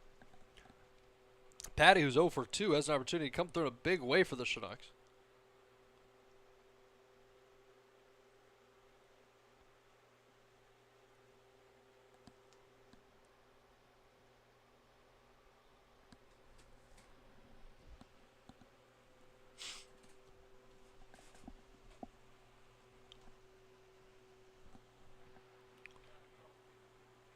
Coming up on the 2-hour mark of this one here, about 10 minutes or so, 15 minutes from it. Game's slowed down. We got a little pause in the action. Not sure what's happening here. I think the first baseman might need a new glove, or I think his nose might be bleeding or something. It looks like his nose is bleeding. So just has a little napkin to put in his nose to stop the bleeding, and now runners on first and second. Let's see if we can finally get underway.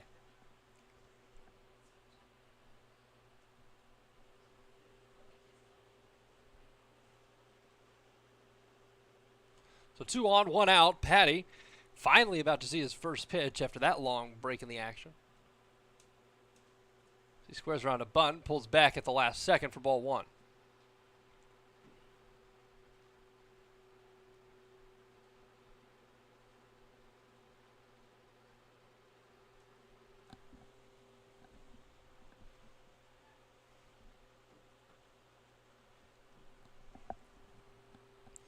Looks to me like that might be the option. Corners are in here for the Oilers.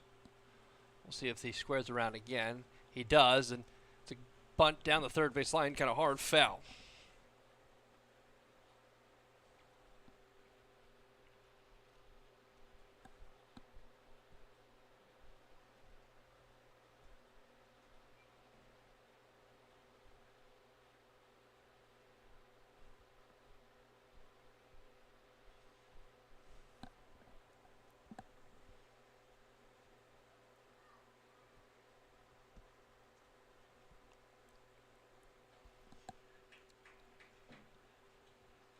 One and 2 now, 1 out in the inning. O'Neill was ranked by Perfect Game as the 16th best left-hander out of the state of California. 218th nationally and 500th overall, committed to USC this past year. 1-2 to Patty is flipped up and out of play. That's my ball brought to you by Al and Mary Helminski.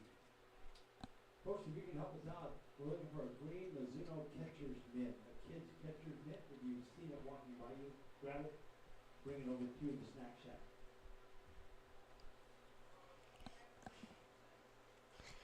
preseason All-American for perfect game. He was ranked to the top 500 all-tournament team, and then, of course, he committed to a college. That ball's outside, 2-2.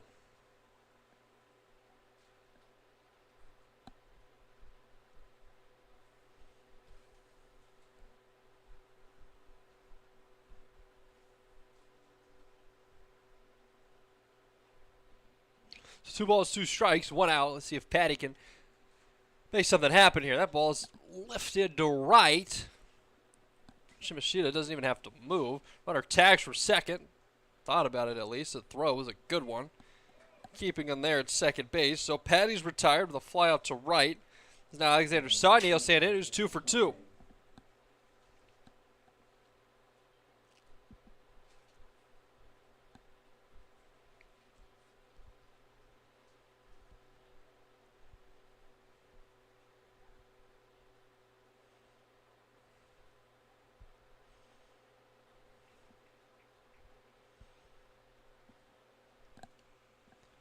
Saunier in from the left side, lefty-lefty matchup.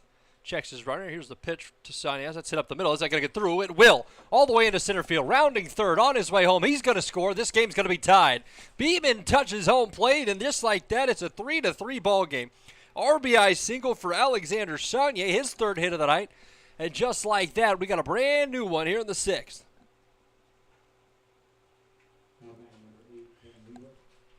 So O'Neill can't get out of the inning with 2 away as Saunier ambushes him there. And now the top of the lineup back up here for the Chinooks.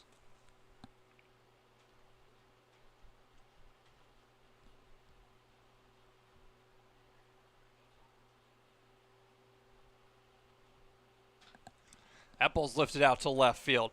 Brown racing over. He'll get there and put it away. So we head to the bottom of the 6th, where it's a 3-3 game. Good job by Sonny to come through in the clutch. We'll come back for the bottom half, where we got a brand new one.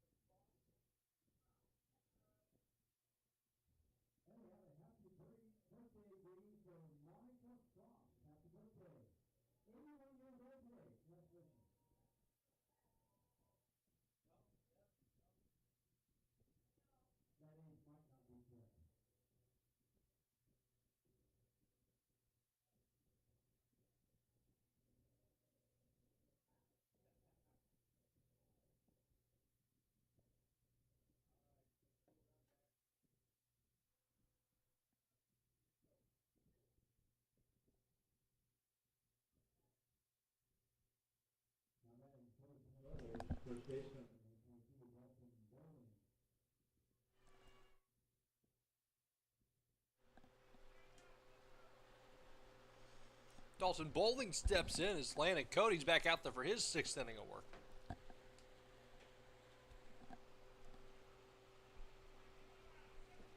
First pitch of the innings downstairs is ball 1, 1-0. Dalton Bowling is in from the right side. He had a sac fly and an RBI last time as that ball's lifted down the left field line. Will it stay fair? It will not. It's foul.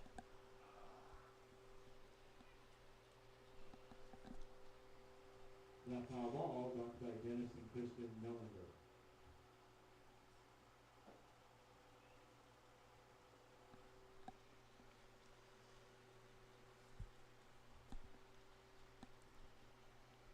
A long foul ball there. It's a count at 1 aside. Cody's done a terrific job and looking to fight through and get him someone here.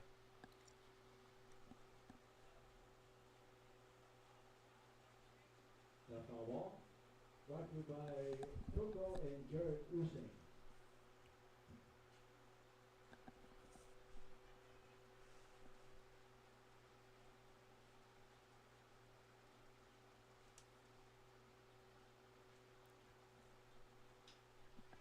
Ball's hit out to center. Weaver looks like he's underneath it and puts it away, so a good job there to get out number 1.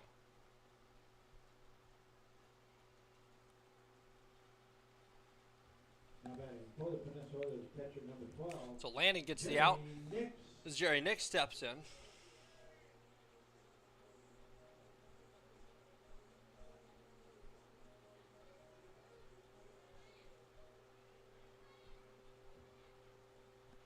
Jerry Nix here, 1 for 2, single and a fly out. 3-3 game, bottom 6. That ball's hit out to shortstop. Beeman had a tough play, gathers it back and throws him out at first. Good job by Beeman to stay with it, and the good arm guns him out at first base. 6-3 put out with 2 quick outs here in the 6th inning.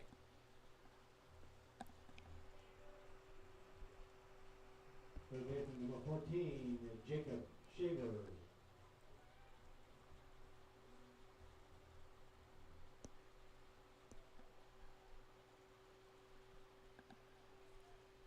Jacob Shaver steps in.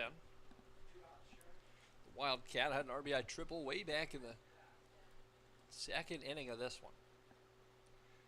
Shaver squares around, but strike anyways, 0-1.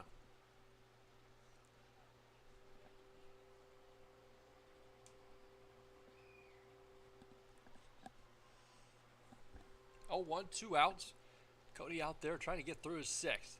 That ball's lifted to left, a mile high in the air. Sonya's got time to run underneath it. It looks like he will, and he puts it away. Good swing there by Shavers, but nothing to show for it.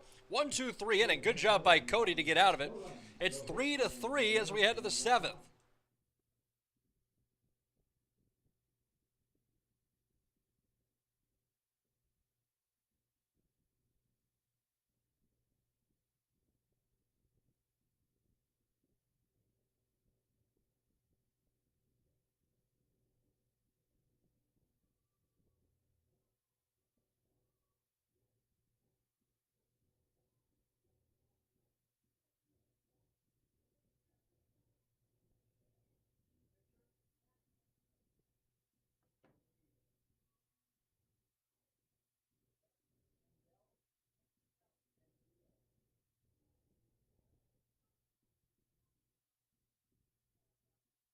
Now in the first one, Minnesota.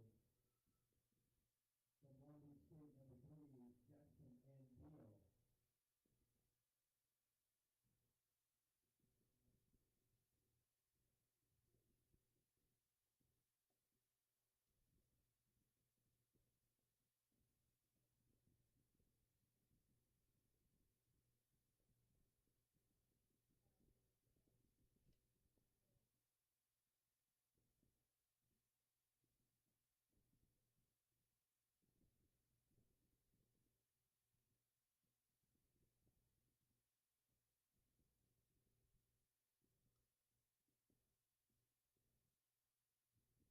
Again, we'll see the green and zero catches the east side.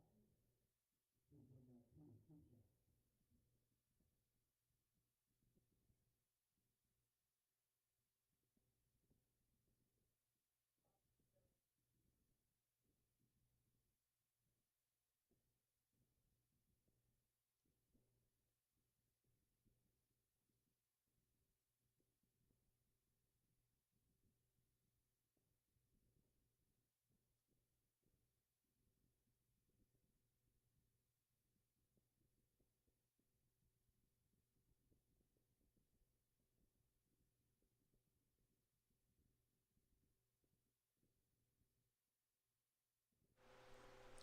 New pitcher out there for the Oilers in this one. Jackson and Deal on the mound. 3-3 game here in the last 3 innings of this one. 7-7.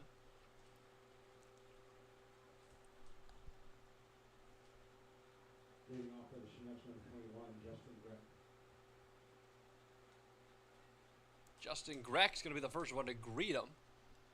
But a fun one to this point. 3 runs, 5 hits, no errors for the Chinooks. 3 runs, 7 hits, and 2 errors for the Oilers. And Deal, the third pitcher for the Oilers here on this one. First pitch downstairs, ball 1.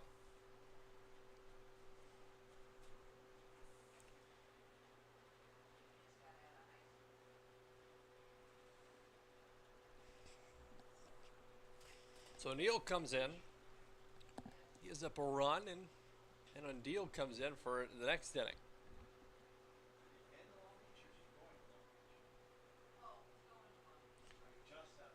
Long Beach State commit and Deal on the mound.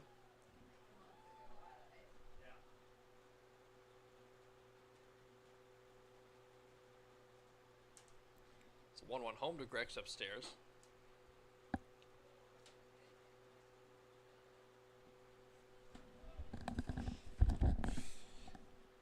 So 2-1 here in the 7th inning of this one. Leadoff hitter Justin Grech here in the inning. So he swings and rips that one out of play foul. 2-2. By Senor Pancho.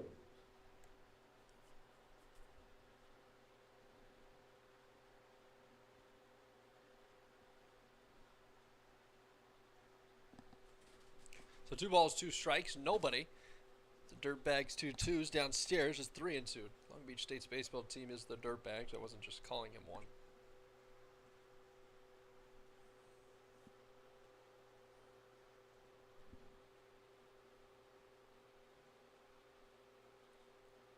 Pretty campus down there, Long Beach State. 3-2. Here's a pitch. It's ripped out to left. Good swing there by Greg. Brown racing back, still going back, and puts it away a few feet shy of the wall and left. So a good swing by Greg, but nothing to show for it as it's a fly out to left to begin the 7th.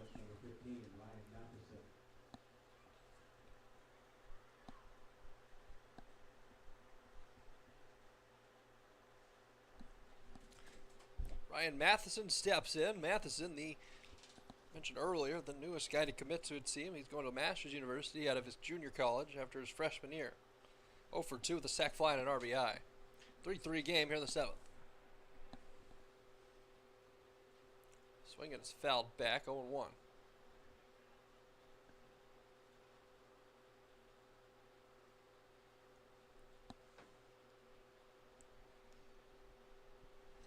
Nothing in 1.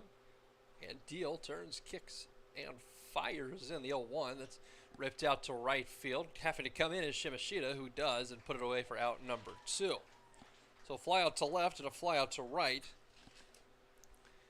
Here to begin the 7th is Austin Young, the 4-hole hitter, will step in here. Number 22, Austin Young. The one rusty, the glove has been found.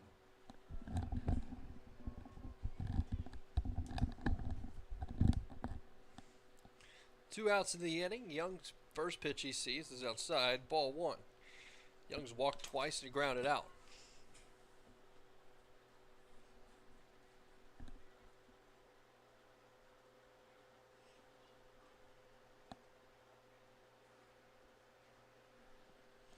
"1-0 Holmes, way down in the dirt, 2-0.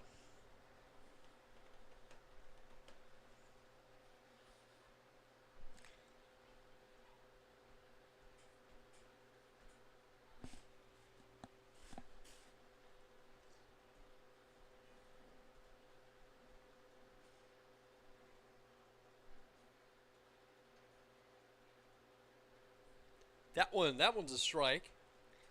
First strike of the at-bat for Young. Young, I mentioned earlier, he's got a good pop, man. He's got a good swing at the plate. Really stays within his legs and drives the ball all over the field. I think if he got pool happy, he'd hit some home runs, but wouldn't make as consistent contact as he does. Good leave there by Young.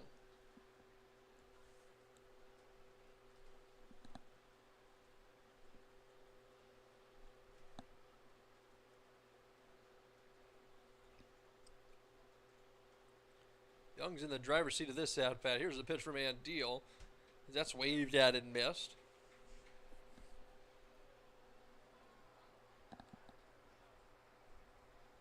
strike away through getting through 6.5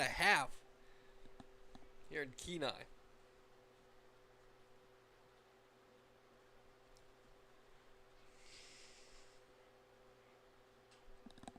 Pops that one up as catcher had a look at it, but it gets out of play, foul.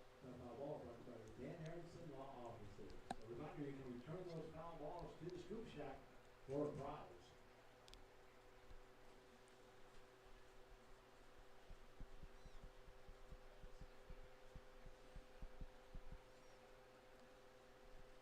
Two balls, two strikes, and that's down low, just kidding, ball 4. So a long at bat for Young results in a 2-out walk, his third walk of the evening.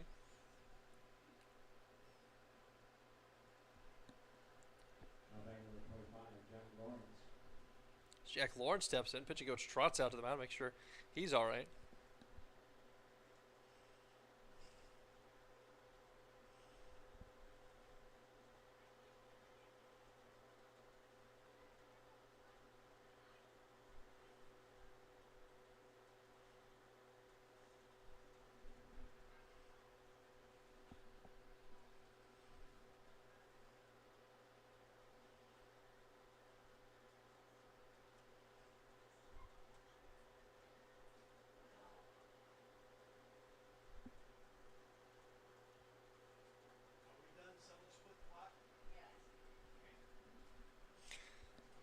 So Mount visits over, 2 outs. Jack Lawrence, who yesterday had an RBI double, which drove in a run from first.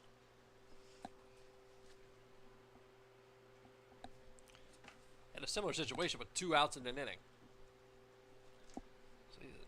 So he's very familiar with the opportunity to come through with 2 outs.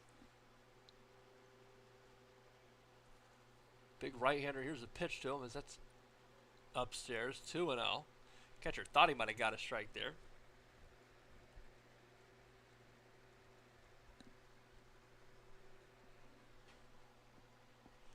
Seventh inning of a 3-3 game. Go ahead runners over there at first. It's Austin Young. Outside, ball 3.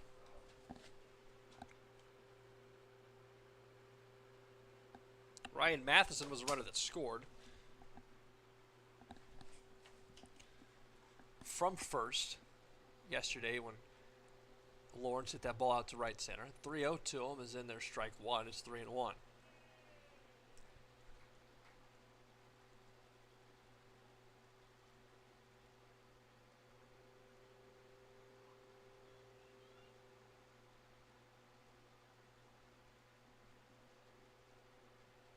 Three balls, 1 strike, 2 outs. That's outside, ball 4. So bad to worse here in this inning. 2 outs quickly, and then back-to-back walks has the go-ahead runner on second base. Young is DHing, so pinch hitter or pinch runner wouldn't surprise me in any way.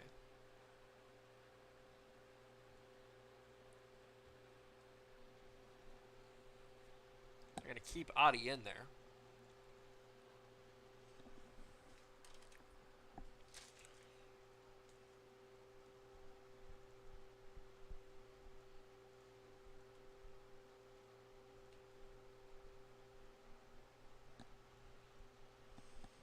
So runners on first and second. The first pitch to Alec Beeman's a ball. It's 1-0. Beeman's got a good opportunity here to come through in the clutch. A couple of walks, back-to-back walks.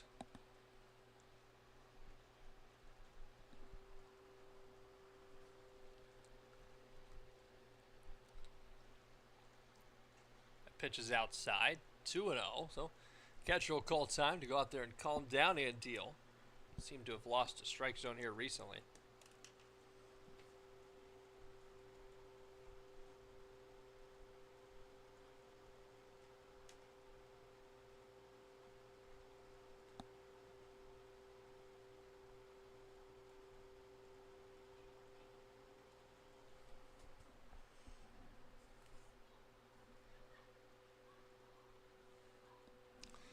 So 2-on, 2-0 count with 2 outs in the inning. Alec Beemans looks at ball 3, and now it's 3-0. Wheels starting to turn. So he's going from bad to worse here in the 7th.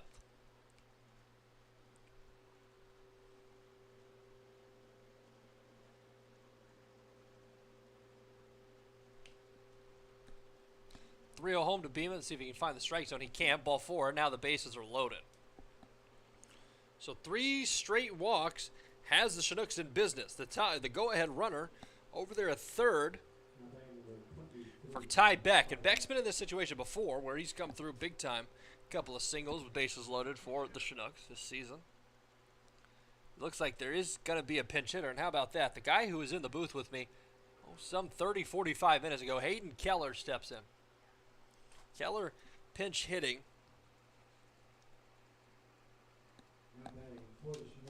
For Ty Beck.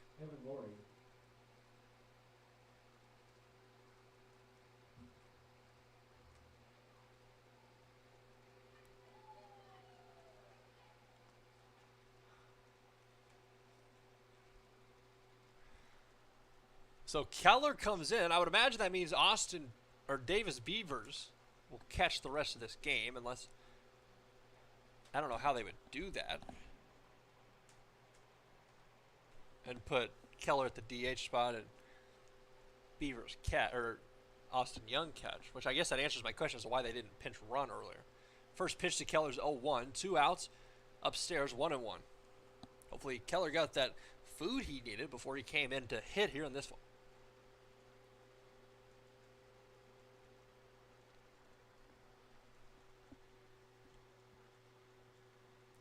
So now it's 1 ball, 1 strike, 2 outs, bases loaded. Keller swings and lifts that one to right. Having to retreat a little bit of Shimashita, but he's going to put that one away to stop the bleeding. No runs come across as we head to the bottom of the 7th. Get up and stretch. It's 3-3 here in Kenai.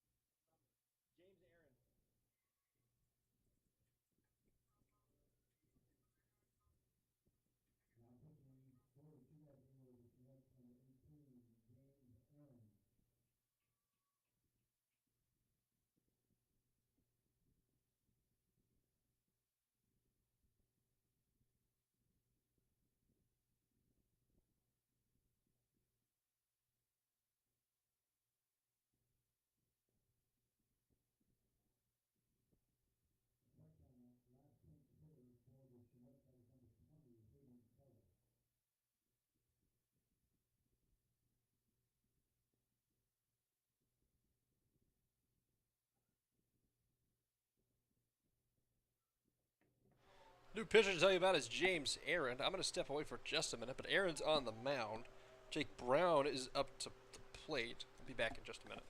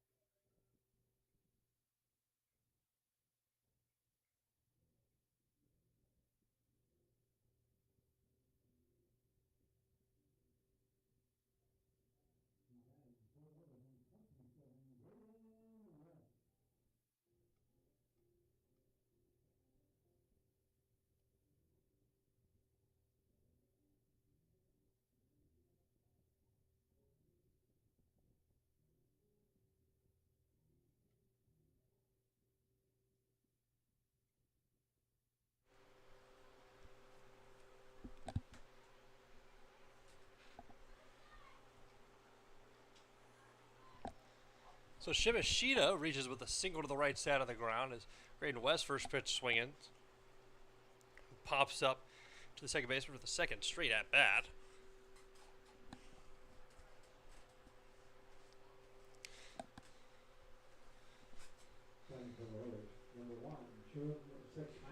Now that brings in Shun Sakaino. Sakaino is on with the runner on first here in this one. Tie game 3-3 here in the bottom of the 7th. It's getting late.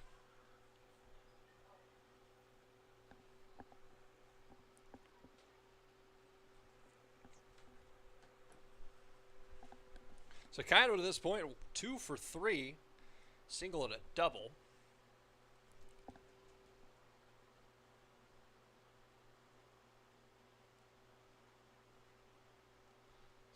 James Aaron's on the mound. Mentioned that a little bit ago, just in case you missed it.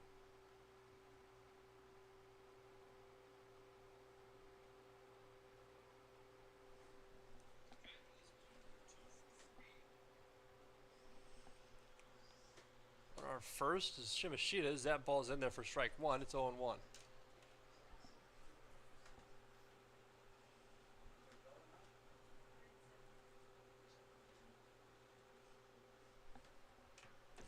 One ball, one strike. Nobody out here in the inning. Shimashita's on at first as that ball's lifted out of play to the left side. It's foul. It's 1-2. That's all ball brought to you by Liz Dalton.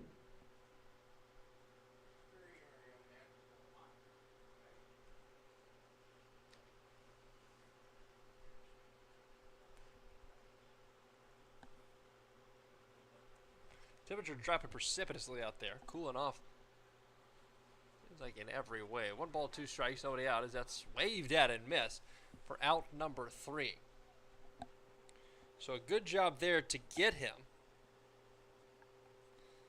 And in the inning. We head to the 8th. How about that? It's a tie game. 3-3 aside. 8, 9, and 1 coming up for the Chinooks.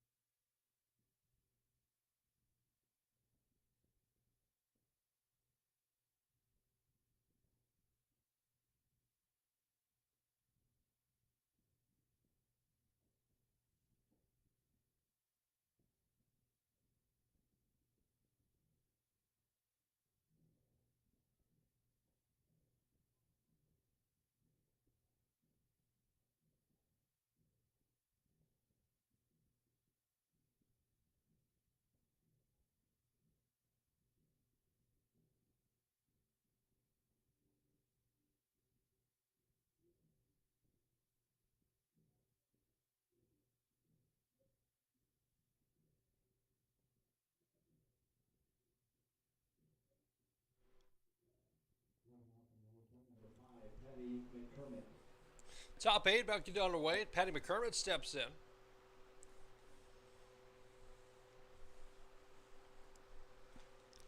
Patty 0 for 3 to this point, looking to get on base here. First pitch in the dirt, blocked. It's 1-0.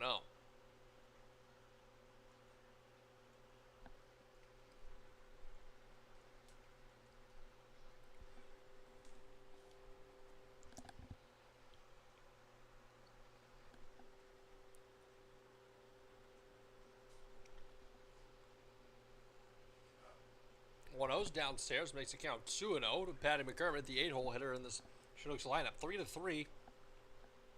It's getting real late here in this one.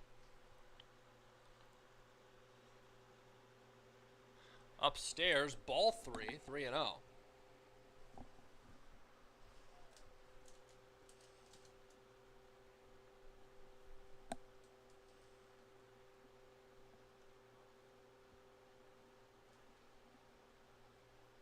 So 3 balls, no strikes to the leadoff hitter in the 8th inning. Is That's called a strike. 3-1.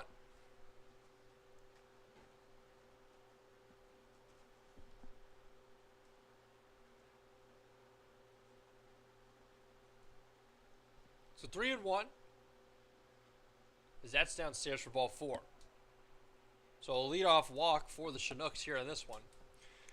As the go-ahead runner is on base here in the 8th. 0266.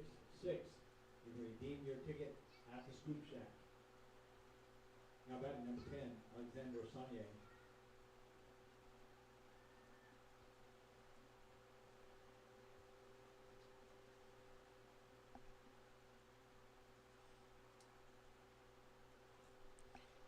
Runner on first, Patty McCormick. Alexander Sonye squares around a bunt, pulls back ball 1. Snap throw from the catchers, not in time.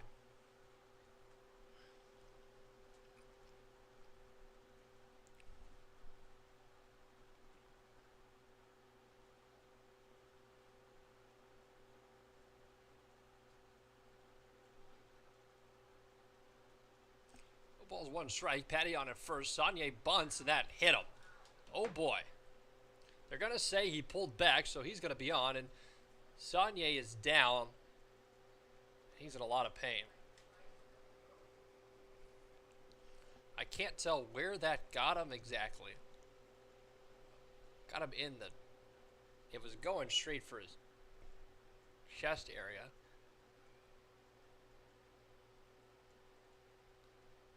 Sonye rolling around.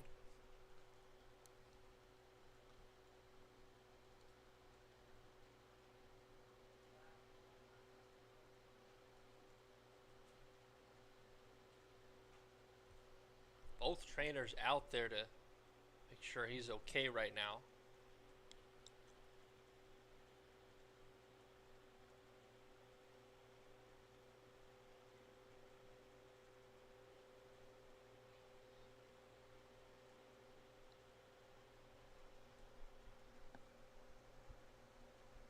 Sonye squared around to bunt. The ball just kind of got away from Andeal, and he tried to get out of the way, just was a bit late.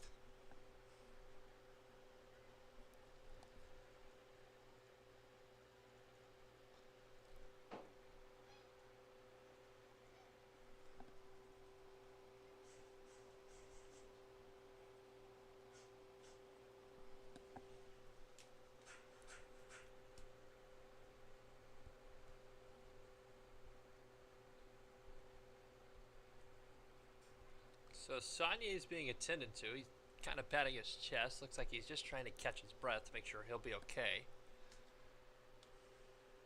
Interested to see if they allow him to even keep playing, even if he says he's fine. Sonye's tough, football player at heart. I know he will say he's fine. Chris Beck signaling over to the dugout with his fingers to mention a runner. So it looks like they are going to use a pinch runner. Looks like it's going to be Will Kelly who's going to come in.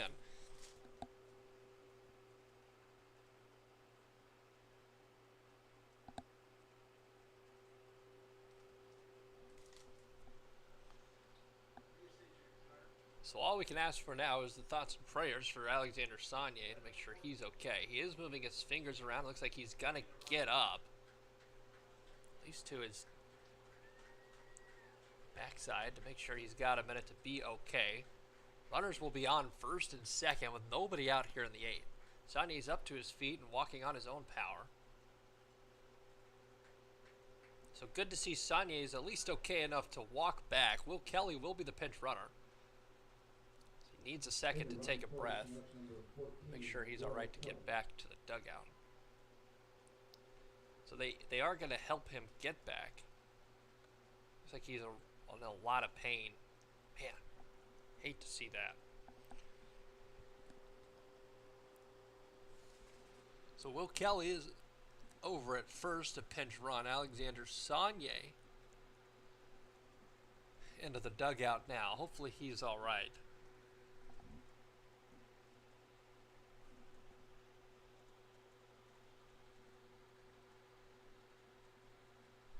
Umpires are talking to the right side of the mound. Not exactly sure what they're talking about. Will Kelly is the pinch runner officially. There seems to be a bit of a meeting going on between the umpires. I don't know what.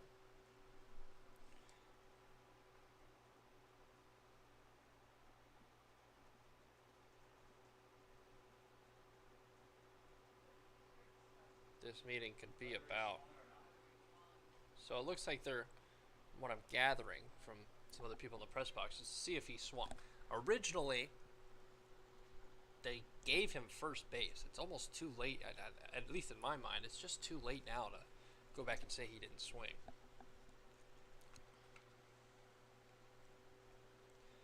Although where it got him, the hit by pitch at least, is it does show like he didn't pull back at least enough. So here, looks like we're going to get a word here in a second. Curious to know what the call is.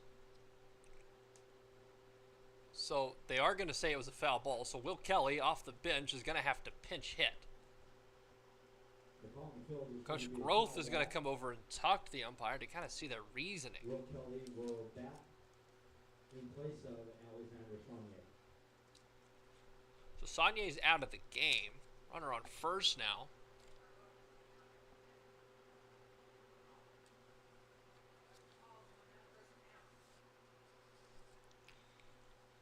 So the count should be 0-1.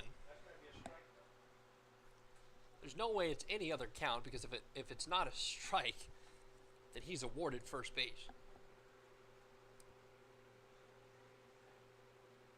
So it'll be 0-1 to Will Kelly. I'm always wondering if Kelly will be asked to square around as well, which that might be the scariest asking of a bunt of all time.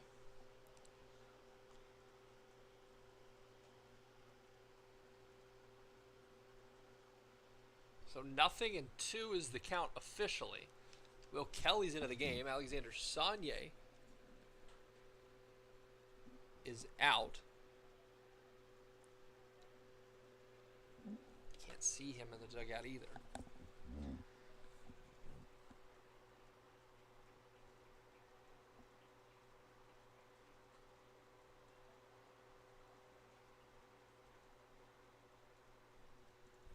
So 0-2. Steve mentions in the chat, it looked like he got his wrist. I agree, but the way that ball hits Kelly. So back-to-back pitches come in and hit somebody on the Chinooks. And how about that? Runners on first and second. Wow. Now batting number 8, Ben Weaver. Kelly looks pretty fired up about it over there at first. So they are going to make a move for a new pitcher out of the pen. So Andiel's night is done. I believe that ball might have got, I hope that ball got his wrist. The way he was walking, being helped off the field, it looked like it might have got him in the chest. It might have took his breath away from him. But hope for the best. So, new pitcher to tell you about. We'll step aside for just a minute. Runners on first and second. Nobody out here in the inning.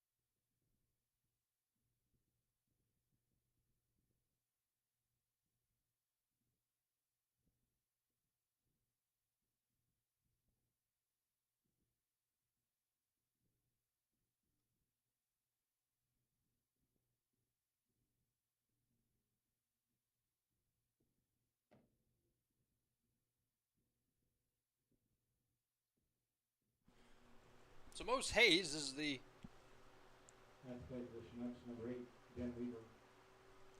new pitcher for the Oilers in this one. Hayes pitched a couple of games ago.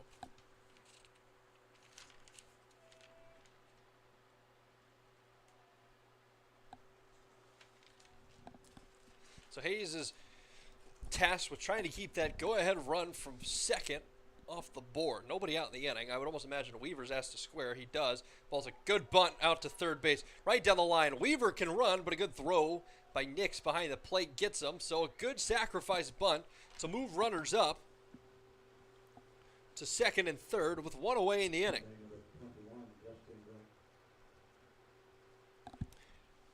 Good hustle by Weaver and a great bunt. Does the job, and now Justin Grech has an opportunity with the infield end to drive in that go-ahead run here from third. Patty's the runner. On second is Will Kelly. Justin Grech's at the plate here in this 3-3 game. First pitch from Hayes is strike called in the outside corner. It's 0-1. Big at bat here. Should mention Davis Beavers, who is in line to get in that bat, at least should be in line to get in that bat if one more guy can get on base for the Chinooks. He will hit where Hayden Keller hits. That ball's ripped down the left field line. Will that stay fair? It's foul. Just foul. Good swing there by Grech. 0-2. 0-2. One out. Go ahead runner for the Chinooks over there at third base. Opportunity to take the lead here late.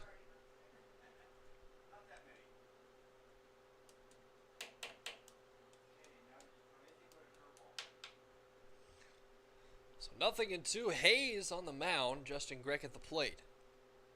Long hold from Hayes. Gets his sign and comes set. 0-2 home. That's waved at and missed. Just kidding, he fouled it off. 0-2. Never saw the ball come back.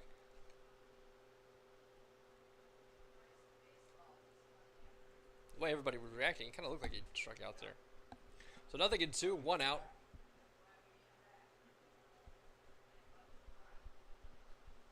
Here in this 3-3 game in the 8th.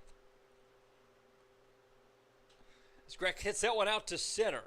Just getting out there, Shimashita and right. They're going to tag, but he's not going to go. They're just going to see the throw in. Cut off by the first baseman, Bowling, who makes Patty retreat back to third. So now 2 away. It's going to take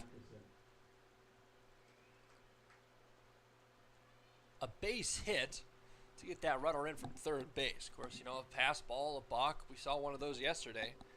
Those also could bring him in. But for the Chinooks, the best thing we could look for is a single, double, something along those lines for Ryan Matheson. Matheson, the recently committed first baseman, stands in there with 2 away. They're going to walk Matheson, so that's the first intentional walk of the season.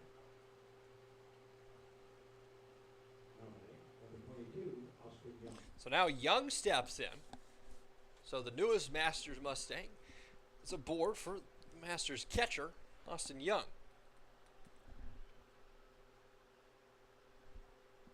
Bases loaded, 2 outs in the 8th, 3-3 game.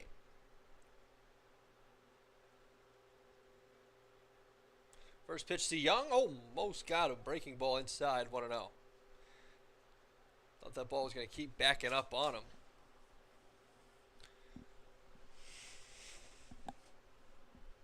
One ball, no strikes.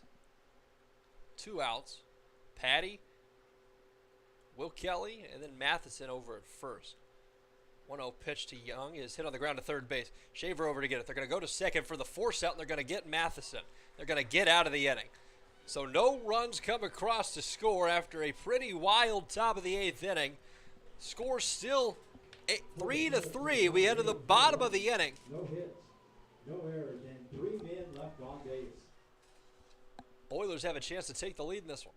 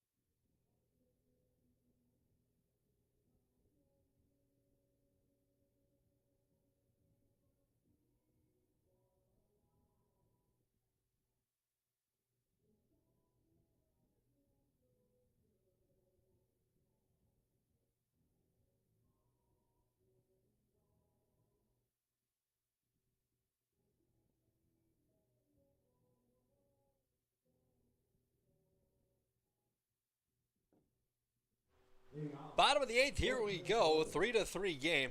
Oilers got themselves out of a bases-loaded jam with 2 outs last half inning as Noah Hennings steps in. Hennings is 1 for 3. The later this thing goes, the more interesting it gets. Aaron back out there for his second inning of work.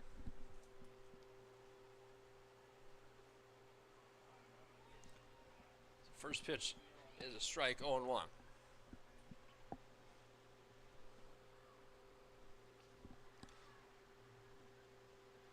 of the more fascinating games to watch this season, or to call at least. So 0-1's in there for strike 2. It's now 0-2.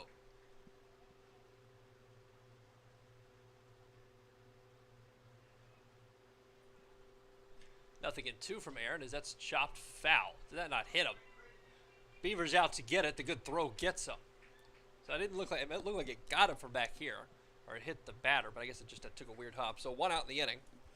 After the 2-3 put out, brings up Carson Seaman.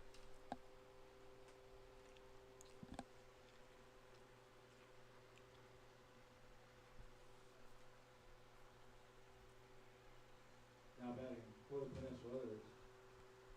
Number 4, Casey Burnham. Casey Burnham's going to come in for Carson Seaman.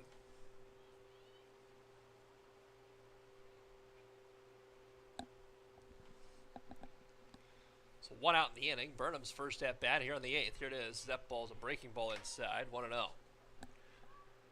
Burnham played yesterday. Had a single and a stolen base. Also was hit by a pitch.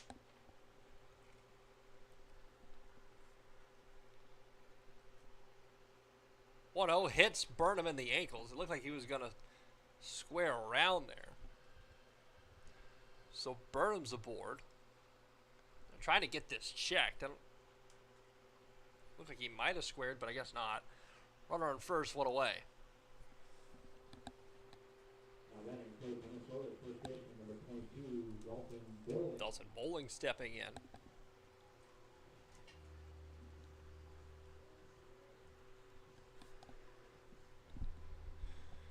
Go ahead, runner over there at first base. It's Burnham. Burnham can run too, so Aaron's got to be wayward of him over there. Look, kind of a decent sized lead.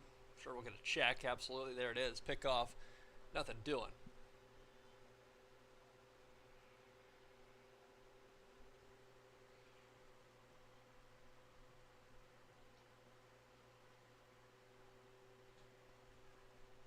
First pitch is upstairs. This is ball 1 to Dalton Bowling.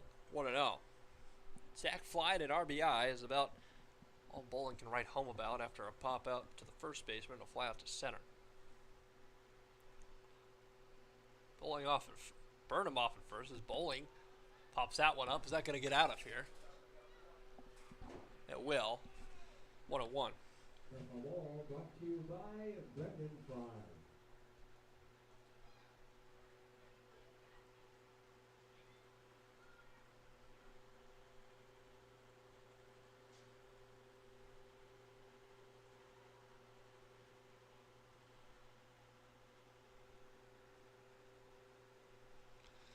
One ball, 1 strike, 1 out, 1 on.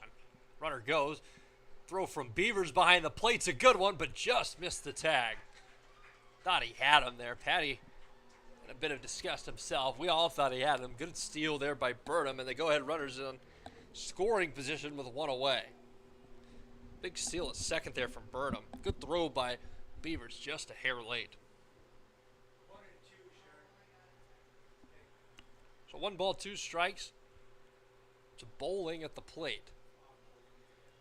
Aaron can get this strikeout here. Creates a lot less stress with that runner out there at second base. Outfield's ready to gun it in, whatever. 1 ball, 2 strikes. That pitch, breaking ball, good one outside. 2-2. Not a bad chase pitch.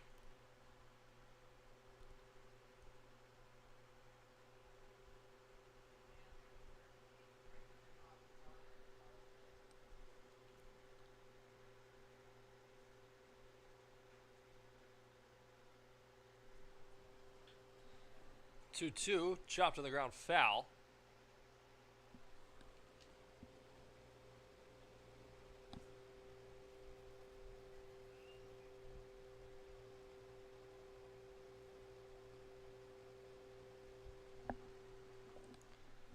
So 2-2, 1 out in the inning.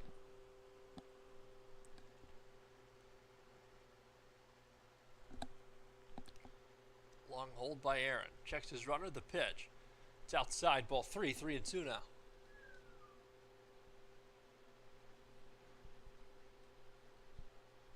So nobody's really throwing in the Chinook pen either.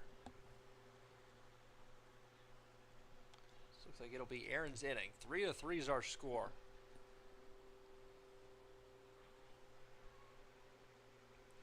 Waved at and missed. Beavers tried to tag him. They got to throw him out at first. They do. So Bowling goes fishing. Aaron gets his second strikeout. And now 2 away makes this a little bit easier for the Chinooks. Runner on second now. 2 away. Big miss there. Catcher number 12, Jerry Nix.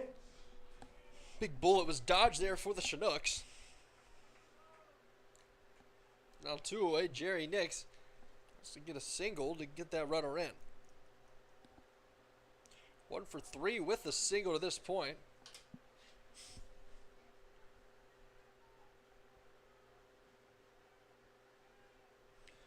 Aaron on the mound, runner on second. Nix at the plate.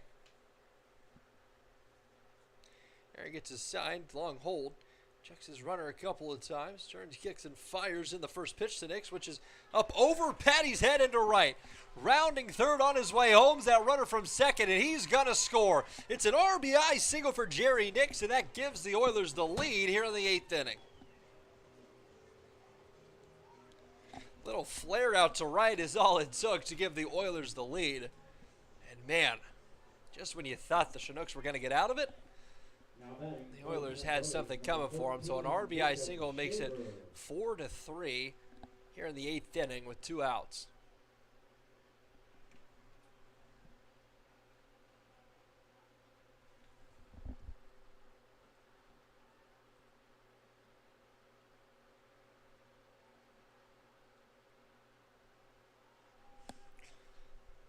First pitch to Jacob Shavers, a strike. It's 0-1. Big hit there for Nix to give this Oilers squad the lead here in the late innings. 0-1 to Shaver is lifted a mile in the air. Beeman says he's got it. He'll put it away for out number 3. So we head to the 9th.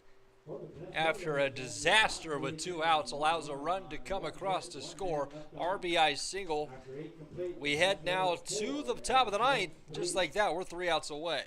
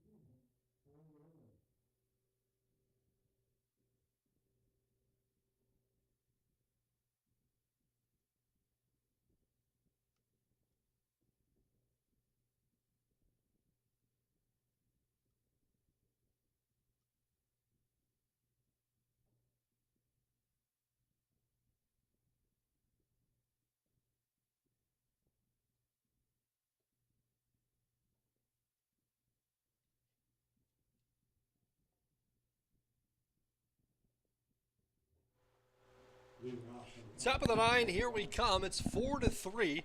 Oilers have the lead. Chinooks are down to their final 3 outs. Jack Lawrence will be the first one to face Drake Prize, who's the newest arm out of this Oilers pen as he looks at strike 1. It's a breaking ball, 0-1. 2 outs with a runner on second. Oilers came through with a single to right to drive that run in to give them the lead. Lawrence at the plate. It's the leadoff hitter here in the 9th inning.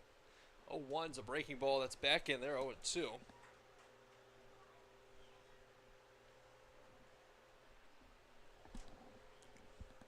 So 0-2 is the count. Tomorrow, Chinooks play at 2 p.m. here in Kenai. Sunday afternoon start. It's the 0-2, it's downstairs. Makes it 1-2.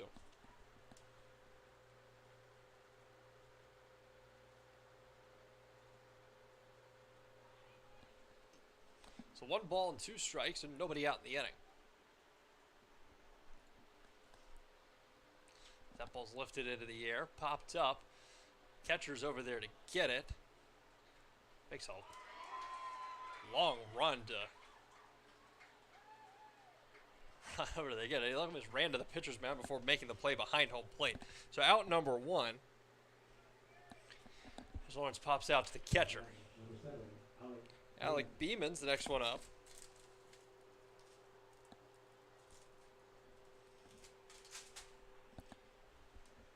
One away here in the 9th. 4-3 game. Oilers lead. Eyes drops a good breaking ball in there for strike 1. 0-1.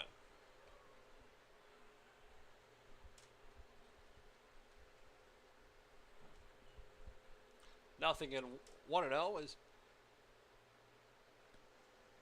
I believe it's 1-1. The count's 1-1. Ball is downstairs.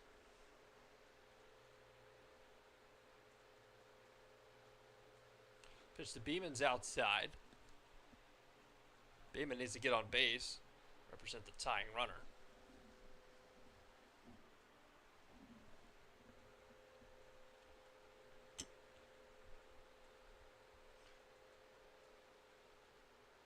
Ball's in there for a strike.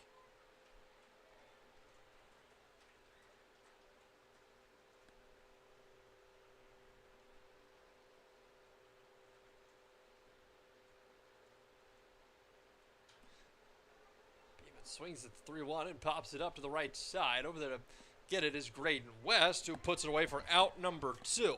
So 2 pop-ups on the infield is how the 9th gets started, and very quickly. The Chinooks are down to their final out.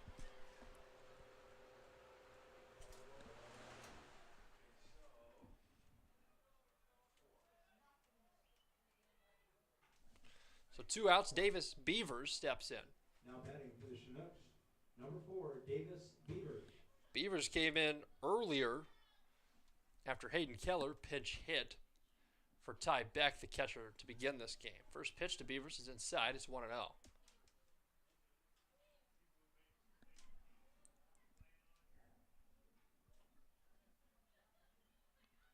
So 2 outs, 1-0 count, and that ball is in there for strike 1. Breaking ball's dropped in.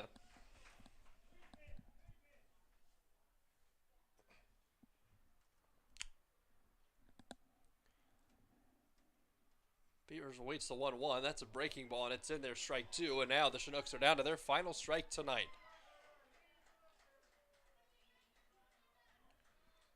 4-3 game. Beavers is the tying runner if he can keep this thing alive. 1 ball, 2 strikes, 2 out. Prize gets the sign, turns, kicks, and fires the 1-2 in, which is lifted out to center. Is that going to get over the shortstop's head? It won't. They'll put it away for out number 3 in this one. Beavers is retired to end the game, and the Chinooks had that one stolen from them. It's a 4-3 victory for the Oilers and take a 2-1 lead here in this 5-game series. So we'll be back tomorrow at 2 p.m. hopefully to see a Chinook victory, as this series is very close to getting out of hand. 4-3 is the final. I'm your host, Calvin Johnson. We'll see you again tomorrow.